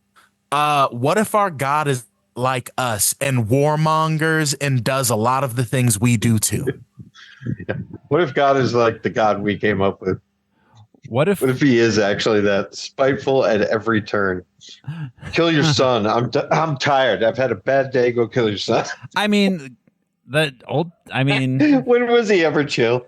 God is a jealous God. Like God has always been a reflection of us in all of our religions. Our first sin was trying to figure out what was going on. Yeah. So there was something to figure out, but he's mad that we tried. He's mad that we asked, what if he was one of us? Just a slob like one of us. Just a stranger in a tree. Yeah, in a tree. Don't eat that fruit, man. Well, and I bet that's kind of why, like, the thing at the beginning kind of looks like a pomegranate because, again, biblical allusions, mythology, the forbidden fruit is a pomegranate, all of those things. Yeah. That's an excellent point. They kind of look like weird albino lizards. The serpent. Yeah. I mean, the serpent thing, though. Also, we see a crucifix later in the movie. Like, Oh, yeah. We don't see a crucifix later in the movie. We are hit over the head with the symbolism of the crucifix later in the movie. The alien crucifixion. Yeah. Yes, David wakes up Charlize Theron, who's the boss of the mission, or at least she was already awake. Oh, that's right. He didn't have to wake her up. She's awake. She woke up on her own. She had an alarm. She is awake. Like she's an early riser. This is one of those moments where I was listening to this commentary, and Lindelof is just freewheeling. This is why you can't find the old Bond director's commentaries anymore, because they're so misogynistic. Mm-hmm.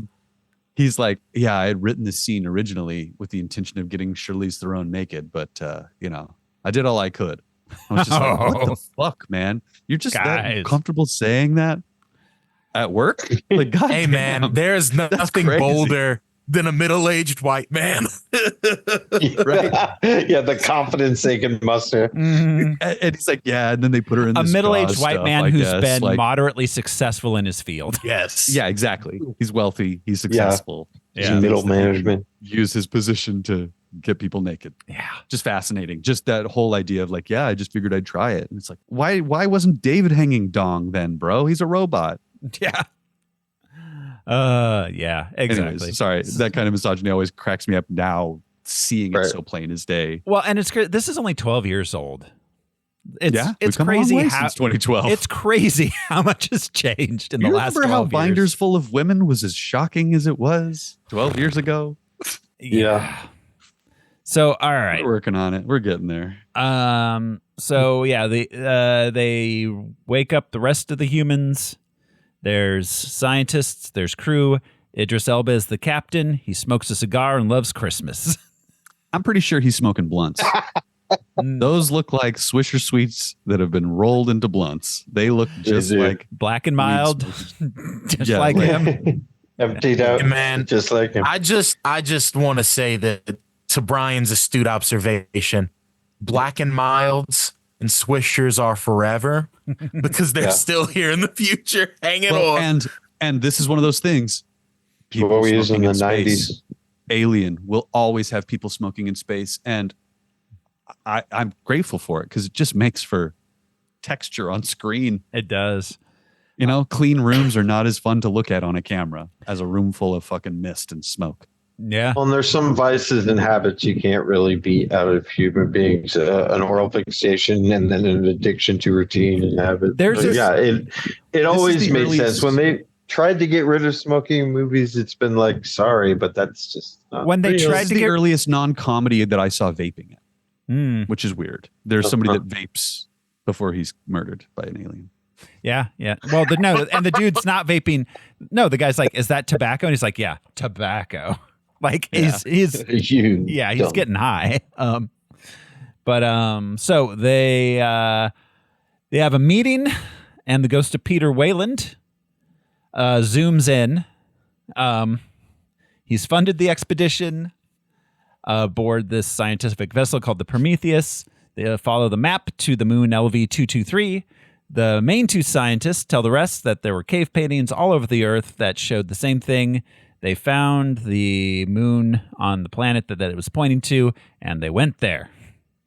And I dug the visual effect of the 3D video because he's like in his fancy penthouse or whatever, but with the sweeping view The Valles over Marineris. the valley, and then when it drops away, it's just the bay again.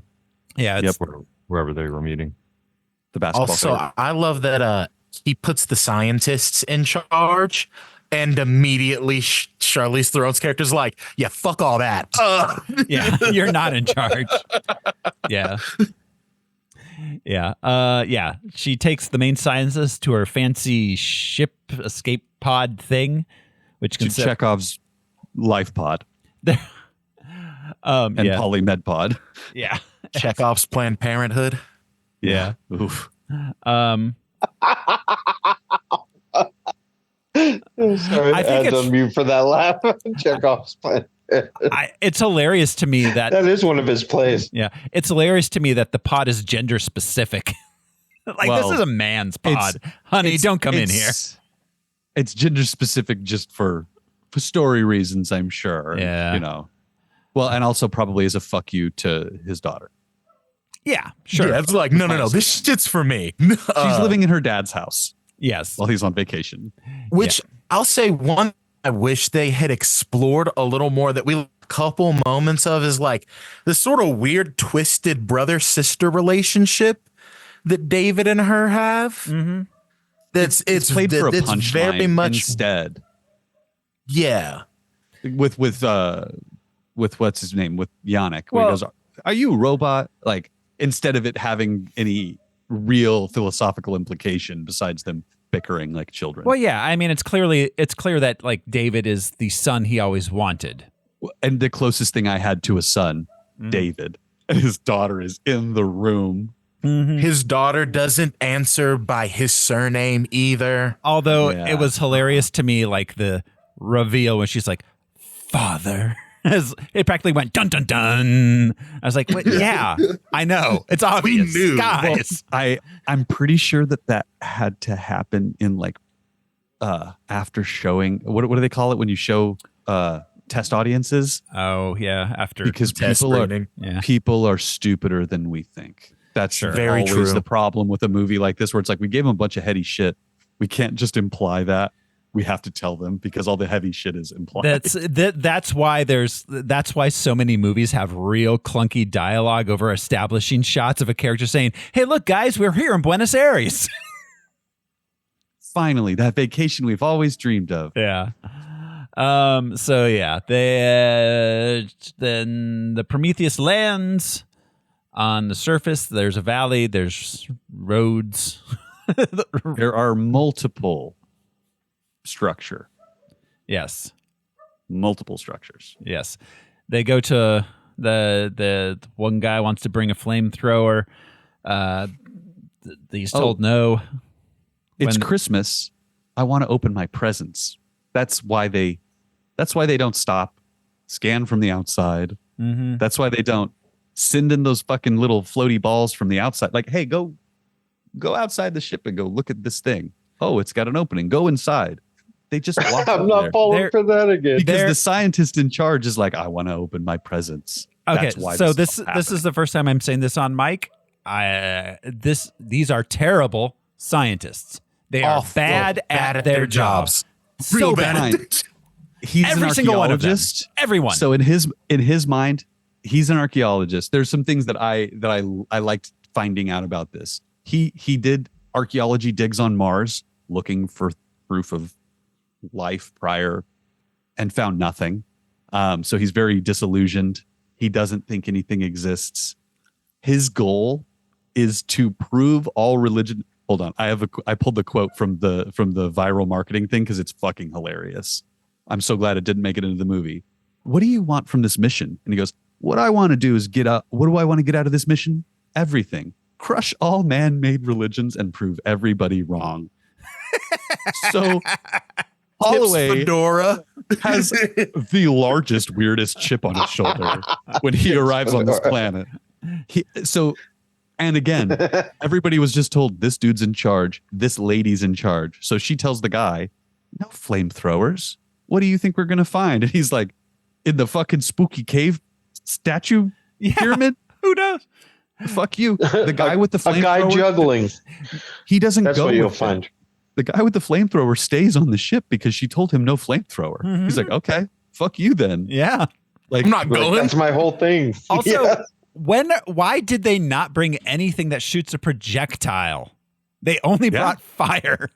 I think they have firearms. They do have. I think they do have firearms. No, those are like tasers. They were shooting like electricity. Yeah, that's fair. Well, because they're for inside the ship, you don't want to blow a hole out. I mean, fair, but we're landing on a planet. That's true. I want something that's going to shoot little bits of metal at things. Usually in sci-fi, it's like ceramic that dissolves or whatever. Sure, cool. Here's another one though. Like in real life now, even when this movie was made, before we put boots on the ground somewhere, the first thing we do is send a little robot on wheels go look around for us. Mm-hmm. And like the fact that they didn't even bring one with them to the spooky ass cave and go, hey man, this cave's real spooky. Maybe I should just remote control the little robot with the camera first. Also, before you establish a base where it's like, we're going to put a table here so that we can bring things out and put it on the table. And then we can like catalog it and put it into boxes.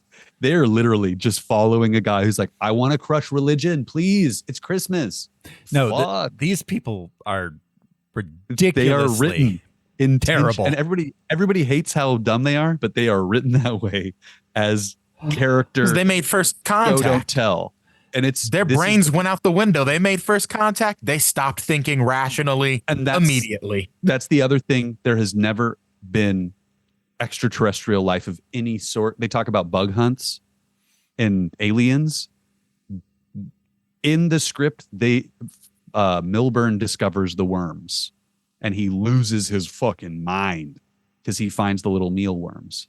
Okay. So yeah, anyways. So they drive out, they go to the spooky cave, they send out their little drone ball maps. They find a decapitated corpse of a large alien. They take off the spooky ghost thing. So no, but before that, they all take off their helmets. Yeah. This drove me insane. This is the worst decision I've seen a character make in a movie since, like, I'm just going to check out that noise. Yep. Then Sophie's choice. Yeah. So these statues or these pyramid things, these are Giger and O'Bannon original ideas. On the planet in Alien, they were going to find, I forget what they call it, like an egg dome or something, but they were going to have these domed egg holding locations that weren't on the ship itself. So it's kind of neat that this was a thing that they brought incubator back. Basically, yeah. So the whole building itself is made to incubate eggs. And I think that Ridley did some shit that he did not show on screen.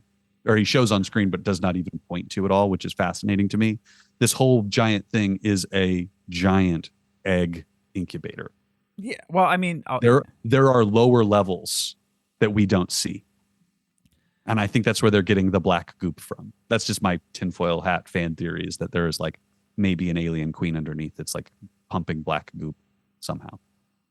I mean, I get the feeling that the alien queen at this point doesn't even exist. Like, I really think they're coming from the worms.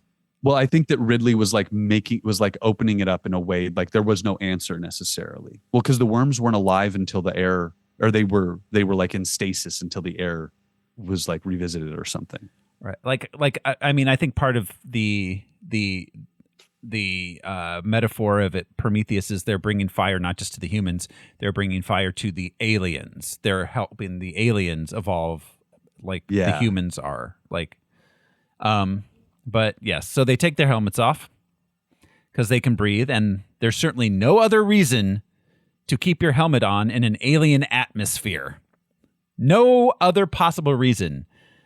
Airborne pathogen. At least they didn't lick anything. Yeah. It's true. It's true. They were getting close a few times. Yeah, they're not as dumb as humanity was during COVID. We'll give them that.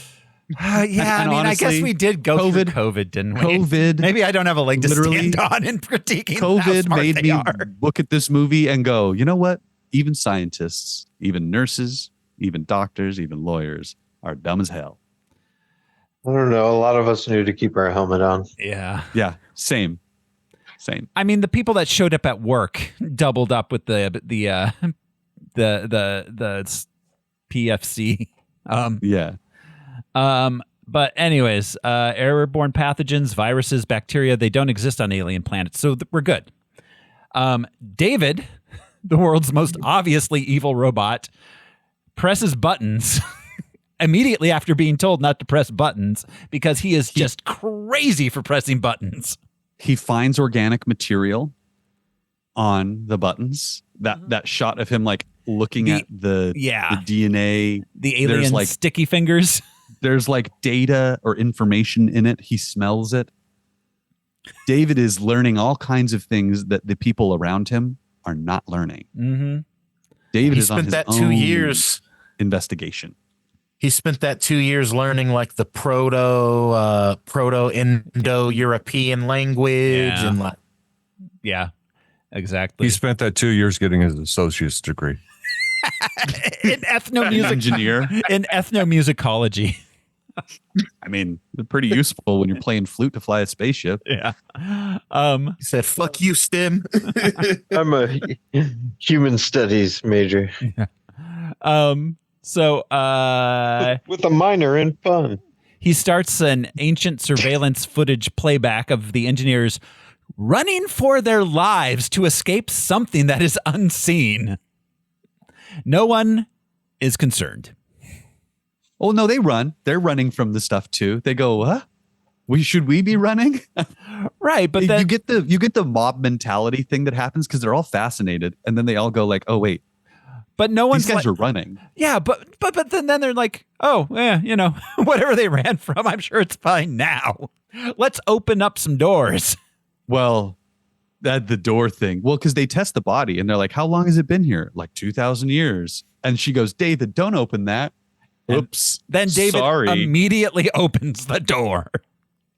Well, so my favorite part about Holloway and Shaw is Holloway is constantly giving David permission without really thinking about what he's doing. Like Asimov would have been like, "Dog, I wrote laws for this shit. Why are you just telling him to do stuff? Hey, David, can you read that? Will you read that out loud to David? Translate the door. Give him a do command. Don't ask him, hey, man, can you read that? Is that interesting stuff up there?" Like, don't activate his ability to think about shit. Just give him do commands. Yeah. Yeah. Also, props to my boy low rent Jai Courtney for being the first person to do the thing you don't do, which is like prod the guy who brought a gun to the party. Like literally the first thing he's like, for no reason, just like, I'm antagonistic towards David because fuck David. Boy, he calls him. Oh, we forgot. He asked him, "Why are you wearing the suit? Because it makes you people uncomfortable." And he's like, "You people." Damn. This is where we lose Fifield and Milburn. I'm a geologist. They just get I like scared rocks. and run away. What the fuck? Well, because they're secretly having a stoner comedy this whole time. At this point, It's like, Milburn dude, where's my discovered- spaceship? Milburn had already discovered the worm and was fascinated and wanted to go back to the ship so he could like sample, study this simple biology. That was what was written into the script. Fifield went like, "Oh, this is just like regular ass dirt, you guys. I don't care." But okay. And like something about electromagnetism, I think too, because the sandstorm. Okay, like, but what ends up on screen is they just kind of disappear off into the caverns. Yep. And the reason why they didn't find their way back is because they were bickering with each other the whole time. They missed a turn and then they missed a turn. And that's why they got lost, which is hilarious. And it took just enough time to get stuck inside. So they go inside the previously sealed room where the guy got the engineer got his head cut off by the door. He was in such a hurry to close it. And then they find a bunch of urns, which immediately start sweating because obviously this was like a sealed room. Yeah. Climate control. These are the apes in Planet of the Apes just walked into a nuclear reactor. Mm. You know, you guys ever try to like close a garage and run through and jump at the same time? Oh yeah. That's what I imagine that engineer was. But he slipped on a fucking banana as he was going through. No, he slipped on one of the worms. And he's like, "Oh, who put this goop here?" Whoop. You guys got to stop leaving random puddles of goop around. Yeah. Well, okay. David is told explicitly, do not touch the urns. So the first thing he does is touch the urns. And it's organic. Yeah. He finds the black goop. This is what does a curious child do? A curious child immediately does the thing you tell them not to do. This whole set is practical. The entrance, the door, the back of the dome, the back of the head, they had to extend pine wood to make this. That's fine. Ridley is insane. I mean, it looks cool. It looks very cool. It looks so cool. The things the characters are doing here drive me out of my fucking mind because it's so fucking stupid what they are doing every step of the way.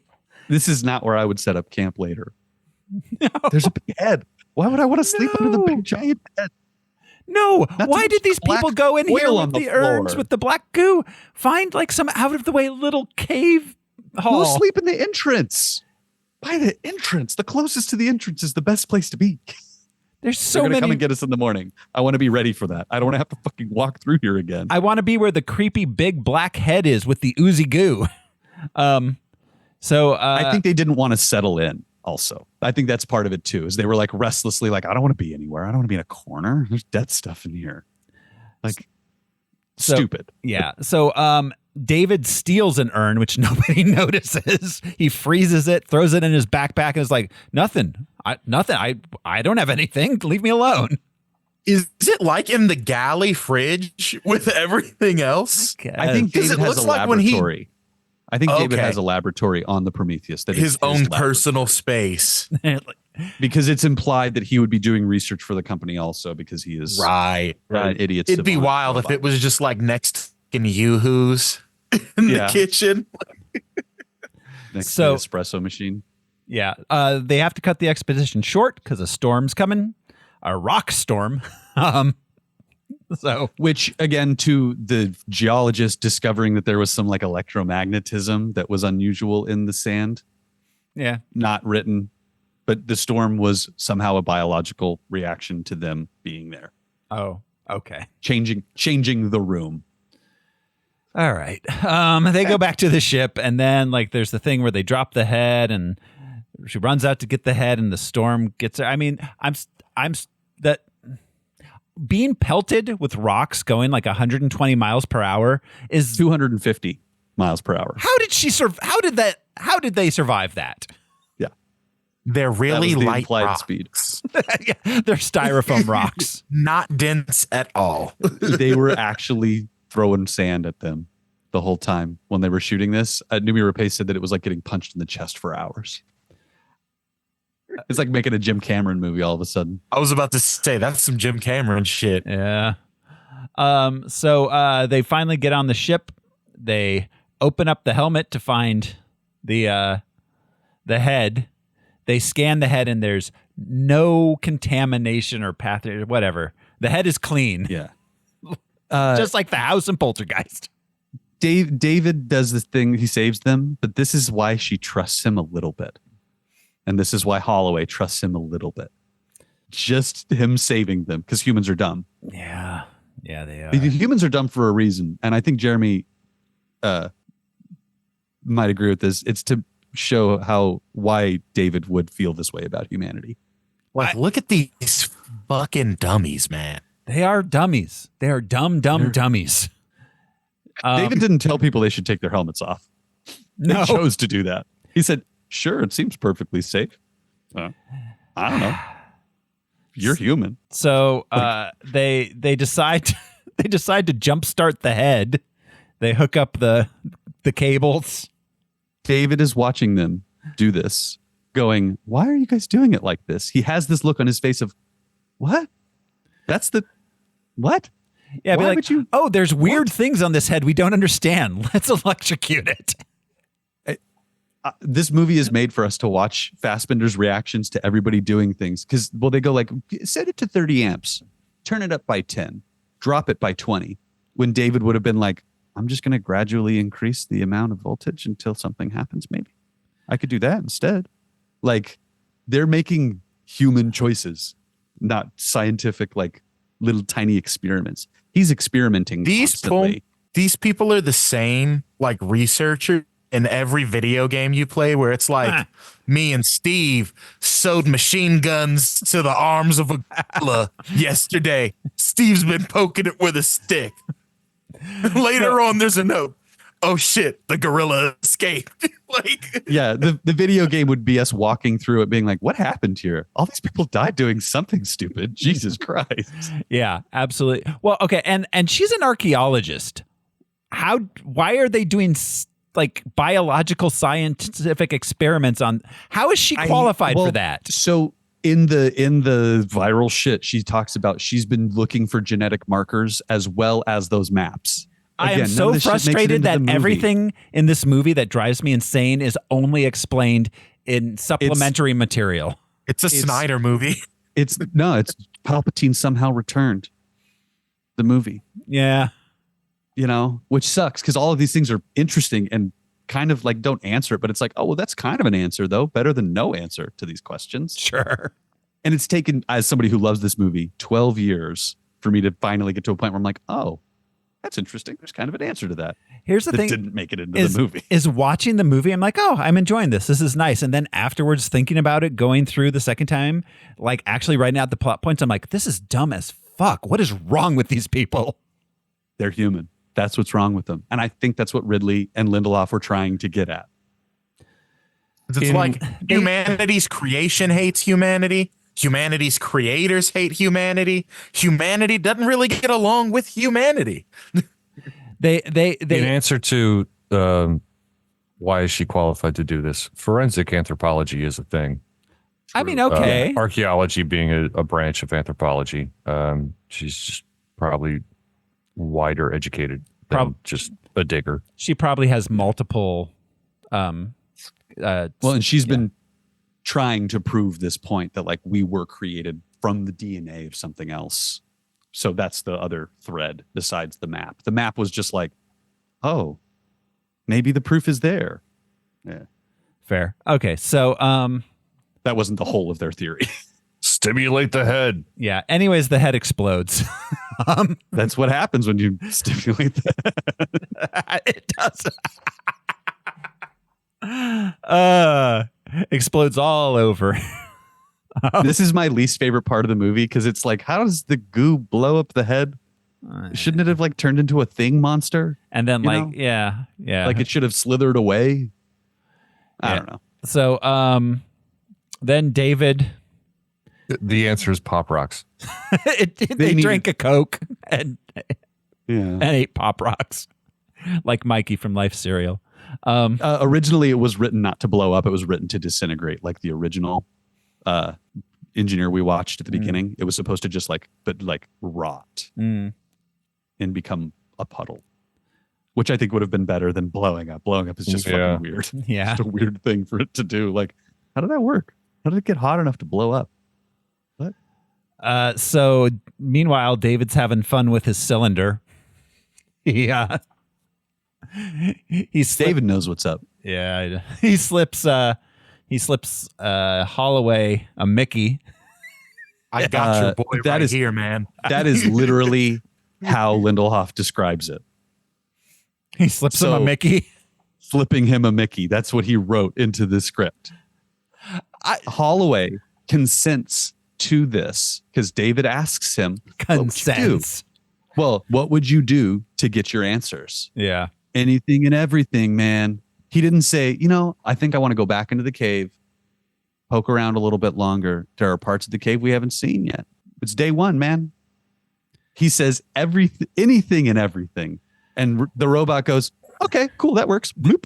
This guy is super unstable in his emotions. He's like, I'm so mad. I'm so happy. I'm drunk. He says a thing. He says a thing in the headroom, Mac's headroom, if you're nasty. He goes, just another tomb, kind of sad, which again, he went to Mars. And I think that maybe he thought that there was something and there was nothing, but like, he just keeps finding tombs because he wants to find God so he can again crush all religion. That's all he wants. One thing that doesn't get explored as much in science fiction anymore, but I think this is kind of touching on with his attitude. And I liked the movie Ad Astra kind of touched on this, is there could be a mania that's brought on to humanity by realizing we might really be alone out here. Like if we were to find evidence that we truly are on our own in the universe, for some people, it could be reality crushing. Sure. I don't know. I think that humanity would take full advantage and we would market the rest of the universe as recreation space. I think we'd be all right. Yeah, but that's literally just a cynical response to we're alone here. I mean, if we were alone here, then I think what people would say is like, oh, it proves we're God's favorites. We're special. Well, that's the other side of it you get. So, what is David's game here in slipping him the goo? What was he expecting to happen? Was he just like, let's see? Who knows? What's the gap, man? I think it's fuck around and find out. experimentation, literally. Well, because after he talked to, did we talk about him going to see Wayland? He stops in to talk to Wayland, and Vickers meets him in the hallway, and she asks him, "What did he say, David?" He said, "Try harder." So this is the part. This is my favorite thing about the Guy Pearce casting. There was originally a scene, and I don't know if it was shot or not, of Guy Pearce in his dream as a 100-year-old man living out his dreams, and he can communicate both ways. He understands the technology works that way. He's probably got whatever interface designed into his shit to make it work better. David goes to visit Peter Wayland as a 45-year-old man by getting into arriving at a dock, meeting a woman in a bikini, getting on a jet ski with the woman in the bikini, riding out to an island where Wayland is riding a jet ski with a bunch of bikinied women on his private island. That's my what? We almost got what do you think that Peter Wayland is about? Island? Like he just wants to live forever so he could get laid, I guess. This film drives me insane. Insane how much you have to know for it to make any sense whatsoever. It's such a crazy thing. But so the try harder thing is why he. It's like Star Wars level of you have to know stuff that's not on screen. Which if there had been 3 more movies that had come out since this movie, I think that it would be much better off. But he didn't contextualize this movie with the next one. So it's The Last Jedi all over again. Jesus Christ. So then, anyway, so he drinks the goo. Then Sean Holloway get busy.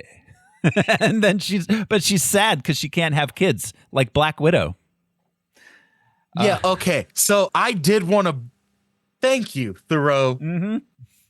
I'm looking into the camera for all the men listening to this podcast. If you're going to write a screenplay, I swear to God, just don't touch this subject. Leave it alone. You're out of your depth. You don't have the depth. Leave it be. You will not do it justice. Very tread. Very, very, very, very tread. Yeah. Hey, guys, women can be sad about things that aren't their ability or inability to have children. Just FYI. Men, you're out of your depth here. Leave it alone. Hey, if you just gotta ask a woman in your life if they talk to you, Yeah, these are all scenes that could have used a punch up from old Carrie. Yeah. So then later that night, Idris Elba and Charlize Theron also get busy.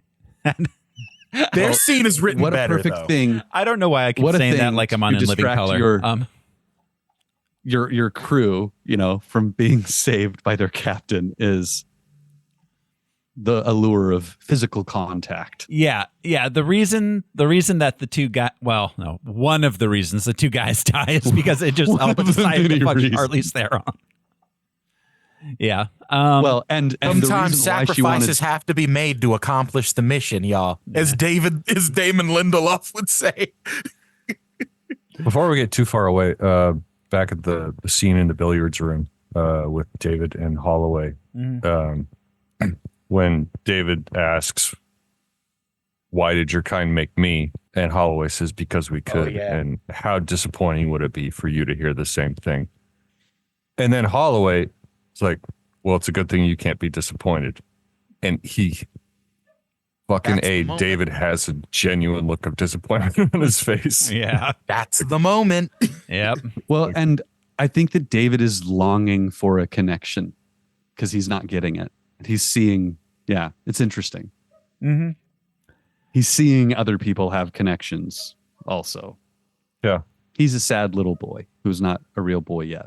So then So he alternately doesn't want to be a real boy and still does.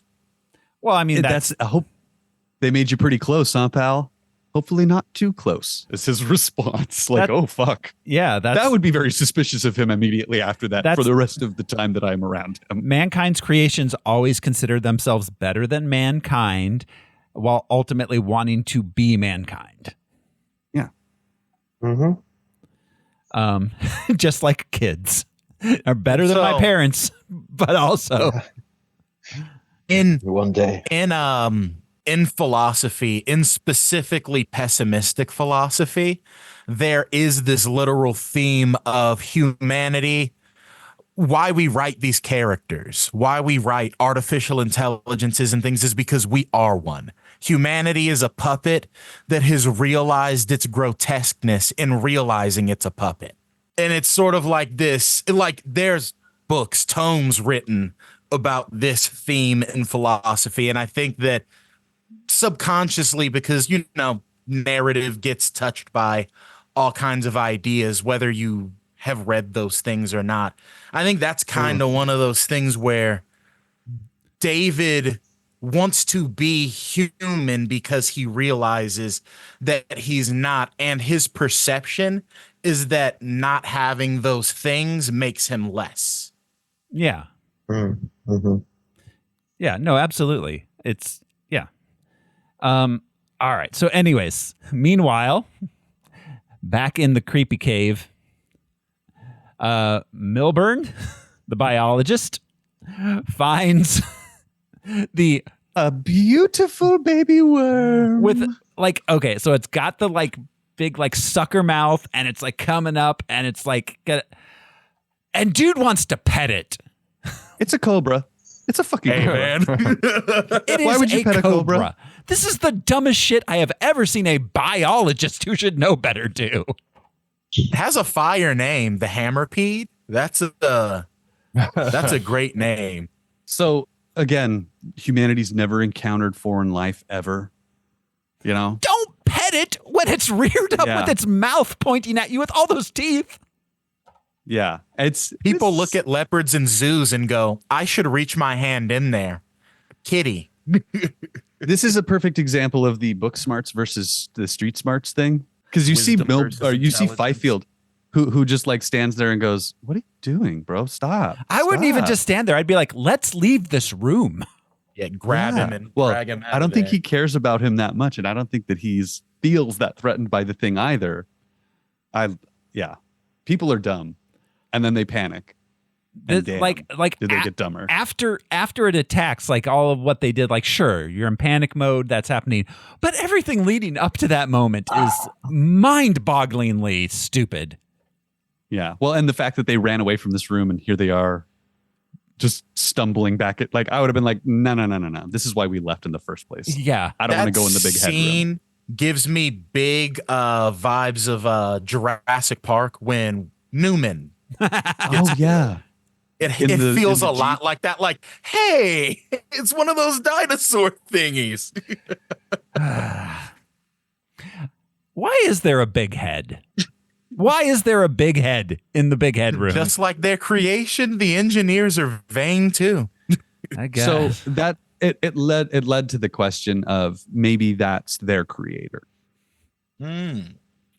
An even bigger guy with an even bigger head than them. Well, and that's the thing is like they were given their humanity from something else and they're trying to attain that level also. And we caught them at a failure point, you know. So essentially sentient life is just Russian nesting dolls. Yeah. Always has been. At a certain point there will be a creator that has a head so big it can move the universe. So they die. They die because they wanted to pet the alien snake viper worm. While we're in the room, because we're going to leave the room forever after this, there's one cryptic thing in the room. It's not the crucifixion image on the wall, which is a Giger huge like love letter to Giger, being like, we're going to put a mural because the egg room had a mural on the wall, and Giger was obsessed with it, and they used a little bit of it in the egg chamber in the ship. So them putting a huge ass mural was like, here you go, pal, what you always wanted. But in front of it, there's a fucking green rock. And originally, the green rock was supposed to be the little cup that the engineers used to drink the shit out of. But they replaced it with a cryptic green rock that still everybody's like, so what the fuck's with the green rock, though? Like, I get the head. Like, sure, it's their god or the thing they wanted the aliens to, you give it a target. You show a baby a boob, and it's like, I'm going to drink the boob. Like, it weakens the aliens when they're in proximity. The green rock does? It's kryptonite. It's like literal kryptonite. Is it kryptonite? Is that what it is? Like, no, it looks like kryptonite to me. Like, it just. No, but I mean, like, that's of all the things I have written enough shit in my head to explain all these things. But the green rock, put a green rock in this room. Are they mineral worshippers? Are they hippies? I honestly feel like this is the first one of these. This movie is so much better than several of the Alien movies we've seen, but this is the first one that legitimately makes me just feel tired. I'm tired, boss. I do put this on and go to sleep, so I feel that. So yeah, they're dead now. And the next morning, the crew comes back, they find them dead. And then they're like, "Oh, that shit sucks." I wish we had gotten the captain going, guys. Oh, fuck, man. Are you fucking kidding? Like, the regret of like, I shouldn't have left my post to get laid. I think those guys are dead. God damn it. It was just a geologist and a biologist. It's fine. Like, those guys were fucking idiots, and they argued the whole time. They were. The last thing he says to them before signing off, don't bugger each other. Mm-hmm. Crazy. It's a crazy thing. This is a wild thing to say to two men who have been bickering the whole time. It means two things. It doesn't just mean to bicker. It also means to fuck. Yeah. Oh, yeah. Yes. It's telling these two to fuck each other while you're down there. Yes, it means, yes. It means to engage in homosexual activities. Yeah. Is particularly, it's gay sex between two men. I just love that made it into the script without any commentary or anything. Just like, that's cold, dude. They're alone in a cave on another planet, bro. It would have been funny if they looked at each other for a second and would have been like, nah. So anyways, when they go to find the corpses, David goes off to explore on his own like evil robots do. He finds the poofy egg buttons. The big poofy egg buttons that are like made for toddlers. Well, because one of the probes, was stopped at a certain point and kept getting intermittent life form readings. Yeah. That's right. The ping, the slowed heart rate kind of thing. Yeah. So anyways, he goes in, finds a control room, watches another holographic thing of them doing things, and there's a map and it highlights coordinates to Earth, and there's an alien still alive in stasis. This orrery scene and the tabletop in the ship, the map that they made, Ridley is hilarious with the singular focus, the singular vision of a director. He kept getting questioned because these are elements that aren't on set. Everything else is practical. Like, well, what is this going to look like? What are you going to blah, blah, blah? And he's so funny. He's like, I had to basically tell them to shut the fuck up and let me just I have Oscars and blah, blah, blah, blah, blah. Don't question me. It was so funny to hear him and to agree with him being like, he's right though. Cause look at this shit. It looks really good. It's the prettiest scene in the whole movie. Yeah. This is the man who once got a studio note on Blade Runner that said, why is this scene rainy and at nighttime? Shouldn't it be in the day? And he sent a note back to the producer that said, shut the fuck up. I'm making this film. Like, he does not play those games with these people. No, Ridley Scott is cantankerous. That is for sure. I respect it. To get a movie I like that versus the Jim Cameron where it's just rough on everybody. Ridley's just singularly focused. So meanwhile, Holloway's getting sick because he got slipped the Mickey. What's her face calls in quarantine protocol. He gets rushed back to Prometheus, but Charlize Theron's like, "Nuh-uh, bitch, you ain't coming in." And so then, I mean, Holloway agrees. yeah, he's like, "Yeah, burn me to death, Please kill me." And again, I feel like being burned to death may not be better than whatever else is happening to him, because that is a terrible way to die. I think that it was getting pretty bad. I think that what he was going through was getting worse pretty quickly. Yeah, fair. It seems like you're like literally feeling every change your body's going through. Like, my bones are turning to liquid right now. Oh no, my nervous system doesn't know what to do with this. Yeah, so Charlize Theron's a really good actress. She's like Ice Queen the whole movie. They made her flamethrower the dude. They were like, you should do it. It'll make more sense for you to do it because we want to shoot you from the front and like get your reaction. And she didn't want to flamethrower the stunt man, you know, because she's like, I don't want to light people on fire. I've never done anything like this before. So, but the character also is doing the same thing. Like, I have to do this shit because these motherfuckers, these idiots are just going to let this guy on the ship. He's got whatever the fuck. I mean, oh my God. Like, yeah. Charlize Theron's kind of right about most of the stuff. She's the Ripley character in this movie, which is fascinating that she's not the main until character. She's not the Ripley character. Yeah, until she's crushed to death. Because no one ever thought of turning right when you're running. That's the thing. If I watch that scene, they turn. Both of them turn. Both women kind of turn with them. It is a wheel that is rolling. It's not going to roll in a straight line necessarily, too. That's the thing, is they're both trying to zigzag out of the way. I rewatched it. I was like, do they just run in a straight line? And there's literally a shot of them going and turning to the left together. Okay. Screaming. And Shaw gets very lucky. Okay, fair. I mean, she does roll out of the way. Kind of. Yeah. Like, she's trying. Like, Charlize Theron just does the classic movie like, oh no. I mean, she couldn't have rolled out of the way of that. She had another like 20 yards to get. Yeah, she rolls out of the way and then the wheel immediately stops rolling and starts falling onto her. Mm-hmm. Yeah. But okay. Anyways, we're not there yet. So Shaw goes unconscious. She wakes up in quarantine. David's like, y'all got a alien baby in you, bitch. And she's like, but I'm sterile. How can this be? My Black Widowness. There's red in my, anyways. So then she runs and uses the abortion pod. Welcome to Harris's America. Abortion pods for everyone.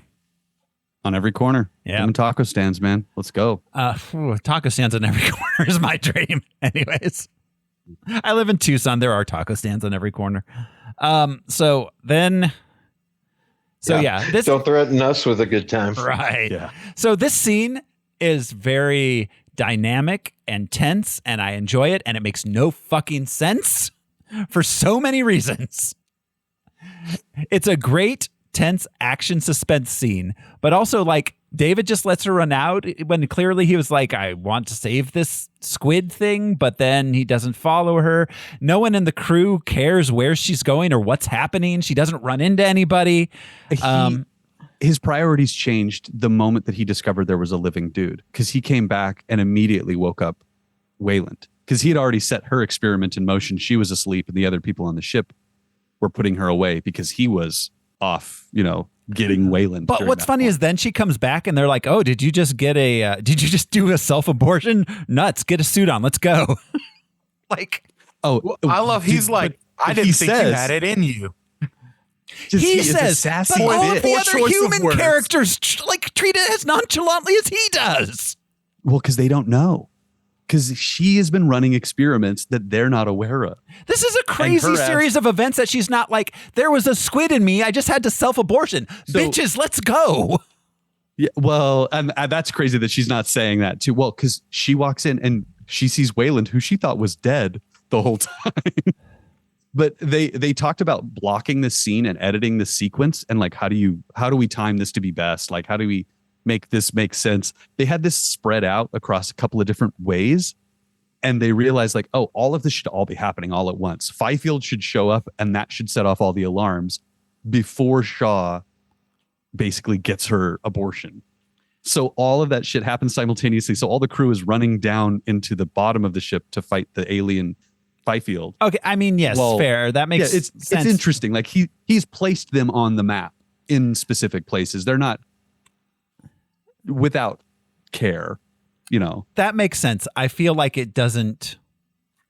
We spend so much. We don't intercut back and forth enough for it to read as cleanly that this is all mayhem happening simultaneously. I think they leaned on the alarm too much. And I mean, the marketing shows that too, but like they leaned on that alarm being the thing to make us feel the chaos, and it didn't work as well as he had intended for it to work. Yeah. So because this was not planned originally to all be like staggered like that too. So editing is crazy. That shit hurts my brain. Editing's interesting. I like editing. Yeah. Anyway, so yeah, just the fact that people can do it like that is fascinating. So then Wayland's alive. He's here. He's Guy Pearson. Okay-ish old age makeup. If we had seen him in the movie as a young man, I would have completely ignored it and not thought twice about it. Yeah, the fact that he wasn't makes this it's just a weird hilarious. So yeah, he explains he wants to ask the engineers how not to die from old. He just doesn't want to die. This is typical billionaires having blood transfusions from babies bullshit. Yep. That's all he wants. He wants that adrenochrome, baby. And Charlize Theron is like, but you are my father. And then yeah, well, okay, so yeah, while this is happening, zombie guy attacks where he's like a weird crab shape and his head's like through his legs. That shit is crazy. So there were two iterations, and Ridley is so funny. This is the thing he was torn on. This was the thing that Ridley was torn on. They made a completely CGI version of this character, and they did a completely practical makeup version of the character. They made two completely finished FX sequences with both versions. This was the thing that Ridley's whole movie hinged on. I got to make a choice. This was a difficult choice. All those other things were not even, they just on the cutting room floor, never to be thought of ever again by Ridley. He thinks too much of his movie watchers, I think.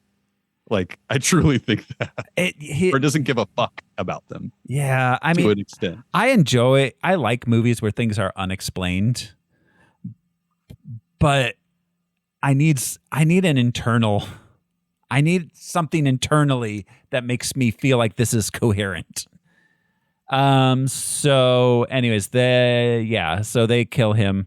They kill Fifield, but after he kills a bunch of people, they run him over. Yes. With that big truck. Yeah. Also, those trucks, all those vehicles are practical. They built those two giant big old people carriers, what is it? 8-wheeled things on a Czechoslovakian military vehicle in like 30 days. Movies are crazy. Inside and outside, that thing is real in such a short period of time. Yeah. So he's on fire. They run him over and they shoot him a bunch. It took a lot to take Fifield down. It did. Yeah, they had to. Yeah, they did all the electrical shooting and the flamethrower shooting, and then they run him over. So then, all right, then this is the point where Yannick's like, "This is a weapon," or they're making weapons here. These vases. I love the way he says that shit. And they realize that there's a spacecraft in it. Wayland and the team go back to the structure.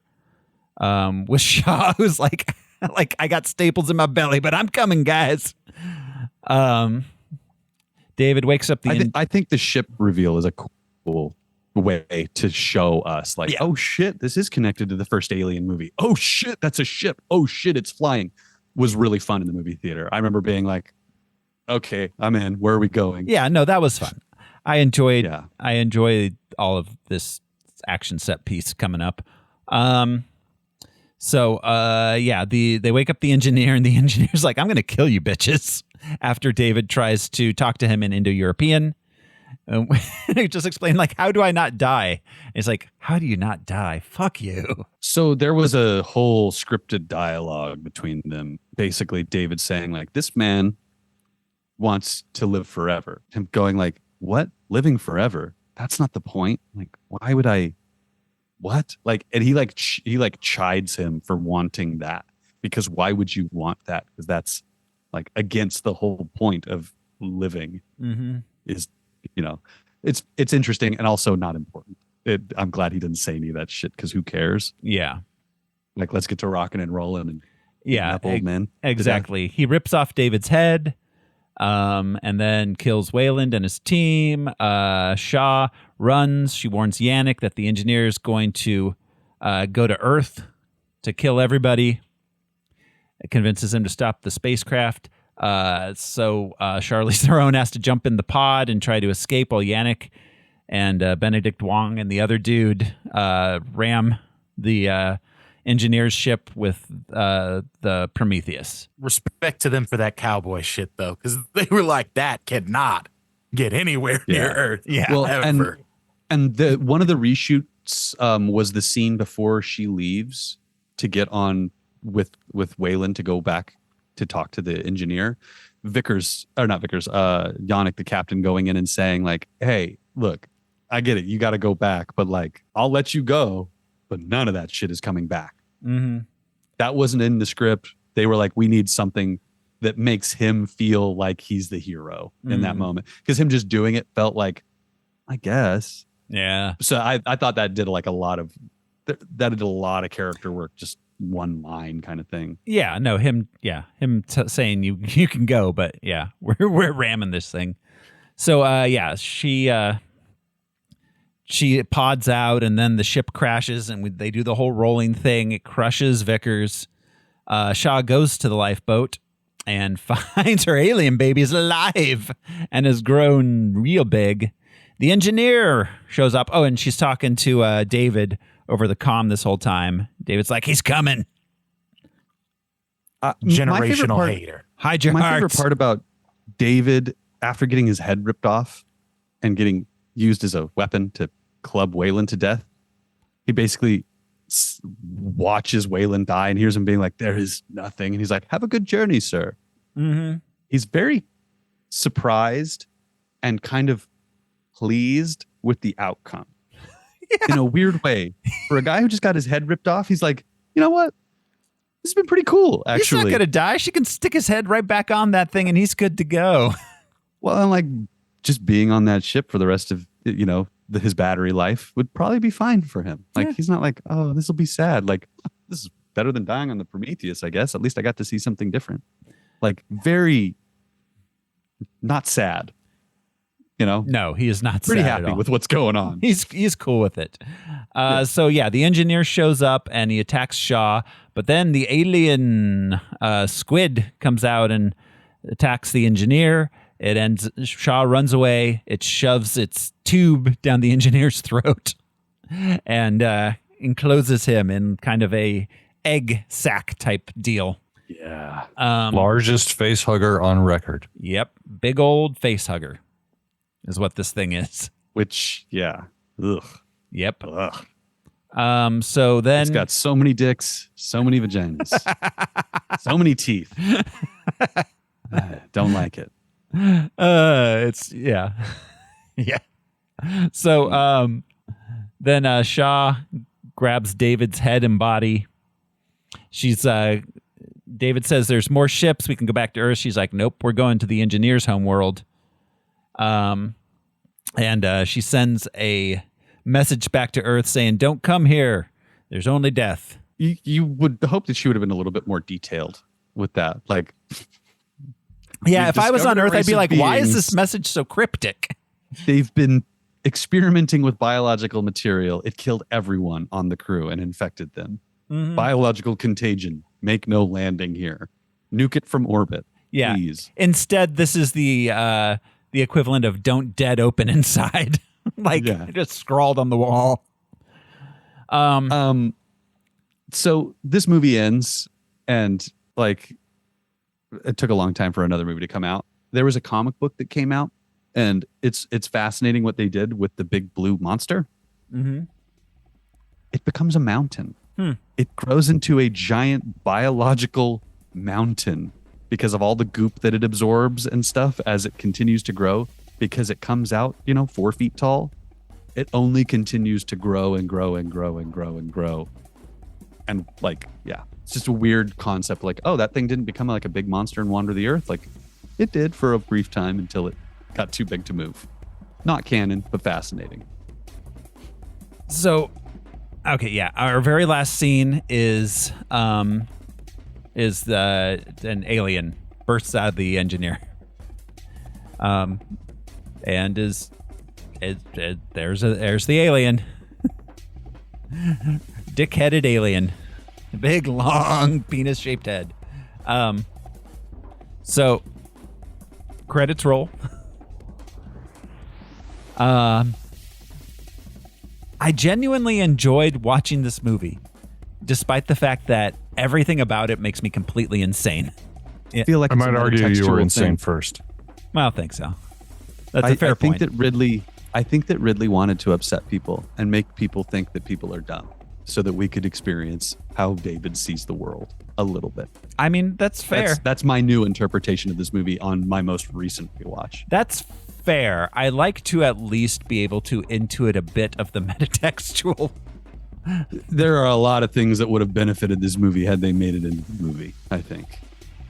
There are 35 minutes of scenes that are not deleted scenes that did not make it into the movie that were shot. I have a few unanswered questions. Maybe you actually have answers. What was the point of the star maps pointing towards a military installation?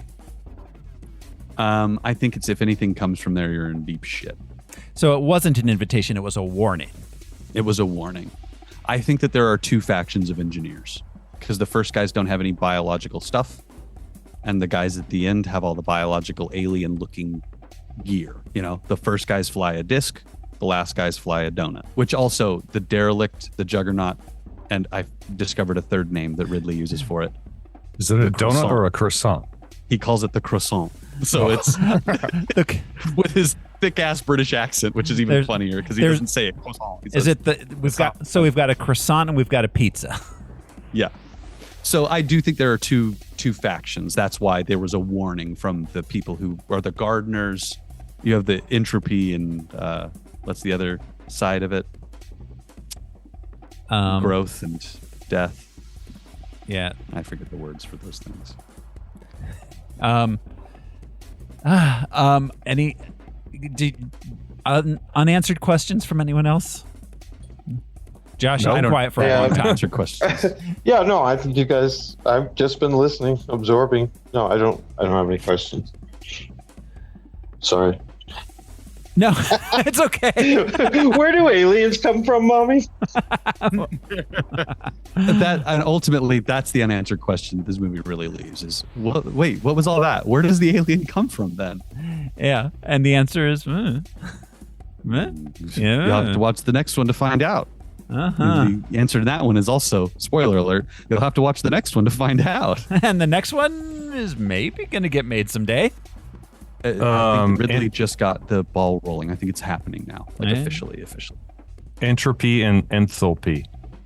Enthalpy. Weird. Maybe. I don't know. Those are just physics terms. But enthalpy being the total heat content of a system. And entropy being the degree of disorder. Process of losing it. Yeah.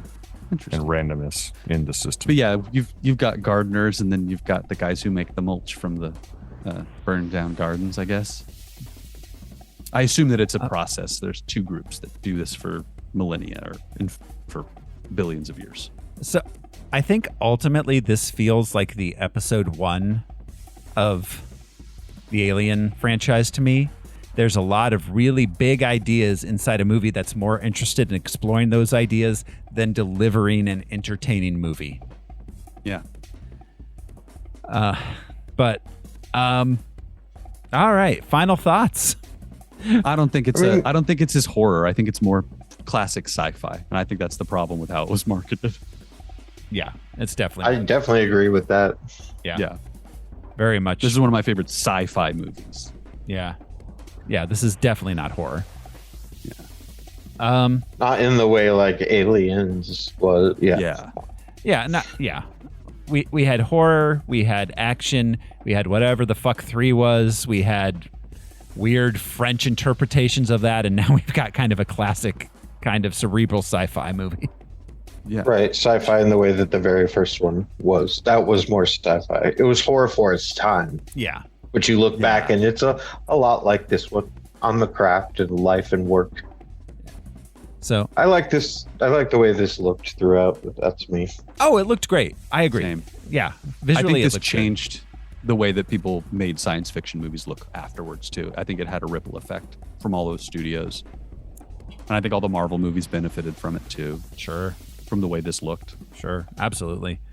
Because this was super IMAX 3D, crazy IMAX 3D. I saw this on I IMAX bet. 3D. And 2012. Yeah. It was amazing. All the hologram shit was just like the coolest thing. This was right smack dab in the middle of the 3D craze. Yeah. Mm-hmm. Yeah. I think this was the peak, really. I'm sure it was something to see. Yeah. So, all right. We ready to thumb it? Yeah. Josh, you start us off. What I like about it is more than what I don't. So, I mean, I'm giving it a thumbs up. We're now deep into this franchise. You know, it's like picking strawberries. You touch each strawberry, but, you know, only a couple you pick. This is what I would pick. I like this. I like Fassbender and Theron. Yeah, Fassbender. And Elbow. I forgot to mention, I love the shot of his head in the duffel bag. Oh, just the smile on his face. And just knowing that they just cut a hole in the bottom of a duffel bag and stuck it on Michael Fassbender's shoulders. Movie I magic. never even thought of that. He's just got a bag on his head. And he just Magic Town. Movie magic. Yeah. Yeah, Brian. Oh, this is one of my favorite movies of all time. I'm such a nerd for this movie. I'm going to probably watch it again in a month. I assume. Jeremy. I assume. It gets a thumbs up. It's got some flaws. It's got some things that don't work perfectly. But overall, I think that tonally, it does what it's trying to do. I think that on like a metatextual, like, because I like watching movies and break, like, what did the director mean? Kitty muck bullshit. There's a lot to get into in this movie, which I enjoy, even more so than some of their movies in the franchise. And if I gave Alien 3 a thumbs up, I have to give this a thumbs up. Fair. Woo. Yeah. Okay. Thumbs up from Jeremy. Al. I appreciated the tonal shift from Resurrection to this. I can dig that. And yeah, thumbs up. Other reasons, I don't know. It looked great. I've got I've got the movie Frozen on my other screen with Fassbender sitting in the alien captain chair. Just before the holograms come out, and he's looking so happy. He's like, it's like a big wide grin. I pressed some soft egg buttons. I'm in a big chair. This is great. Yeah, the soggy egg buttons, the jelly buttons. I love the sounds and that stuff. The hard-boiled eggs that he's pressing. In these trying times. Oh, I dig this movie a lot. Thumbs up. Up from Al. 3 thumbs. And so I spent the last 2.5 hours talking about everything wrong with this movie, and I'm going up. I enjoyed it. I liked this movie. This movie drives me insane. Thumbs up. It really. Okay, 5 stars. Kinda, yeah. Because watching it yesterday, I was like, this is really fun. I like this a lot. And then this morning, going through for my notes, I'm just like, what is wrong with these motherfuckers? That's why I love this movie so much. It's been a challenge to grapple with for years. I wanted to like it for reasons that I couldn't understand. I wanted to add that they gave us so many different like origins with the bugs, the centipedes or mealworms, I guess, that turn into the cobra, and the cobra pops out and just slithers away. Sounds like a video game, an old school video game. It's like they gave us just different ways that this xenomorph could have evolved. Lots of hand waving. It felt like not like it. You think that it's showing you a card, but it turns out that that's just a distraction. Like it's there's a little card inside that card that comes out. There's one last thing that I think is insane. Talking about insane theories, this movie leads to my one insane alien theory: is that this thing can metabolize air. Because how the fuck did that tiny little face hugger get so big without eating anything in the ship? Oh, I mean, these things constantly grow without material. But I think that it's the atmosphere around them that makes them bigger. Makes sense. Because it's got oxygen. That's what and the ship go into stasis and vacuum. And when what's her face, Numi Rapace, opens the door to leave, the ship is like already running out of air. And there's no holes in it. You know, the dude opened the door and it closed behind him. Bam. She's putting on her helmet and it's like the ship is almost out of air. That thing was supposed to have air for weeks. I think the alien metabolizes atmosphere. That makes sense. There's just air and Flintstone vitamins. Yes. Yep. So if those things get loose on a planet, it's game over. It's game over. Game over, air man. gets loose. Game over, man. All right. So that's it for Prometheus. Next week, we'll be continuing with Alien Covenant. We only got 2 more to go. Alien Covenant is next week on Harmless Phosphorescence. Until then, thanks for hanging out with us. This has been your host, Thoreau Smiley, reminding you that if you can hear this transmission, there's nothing but death. I'm Josh Cece, and I made a robot named Dave, and he can order pizza and go out for beer. He's the best. I'm Brian Lesh, and I'm excited to follow the adventures of Shaw and David in the next movie. Oh, God. Hobbs. Truly. Jeremy Reed, you know, if you want to get laid, you don't have to pretend to be interested in a pyramid scan. I bought so many timeshares. Yeah. I'm Alaric Weber, last survivor of Harmless Phosphorescence. Aww. Still searching. Well, thanks, everyone. We'll see you next time. Bye. Bye.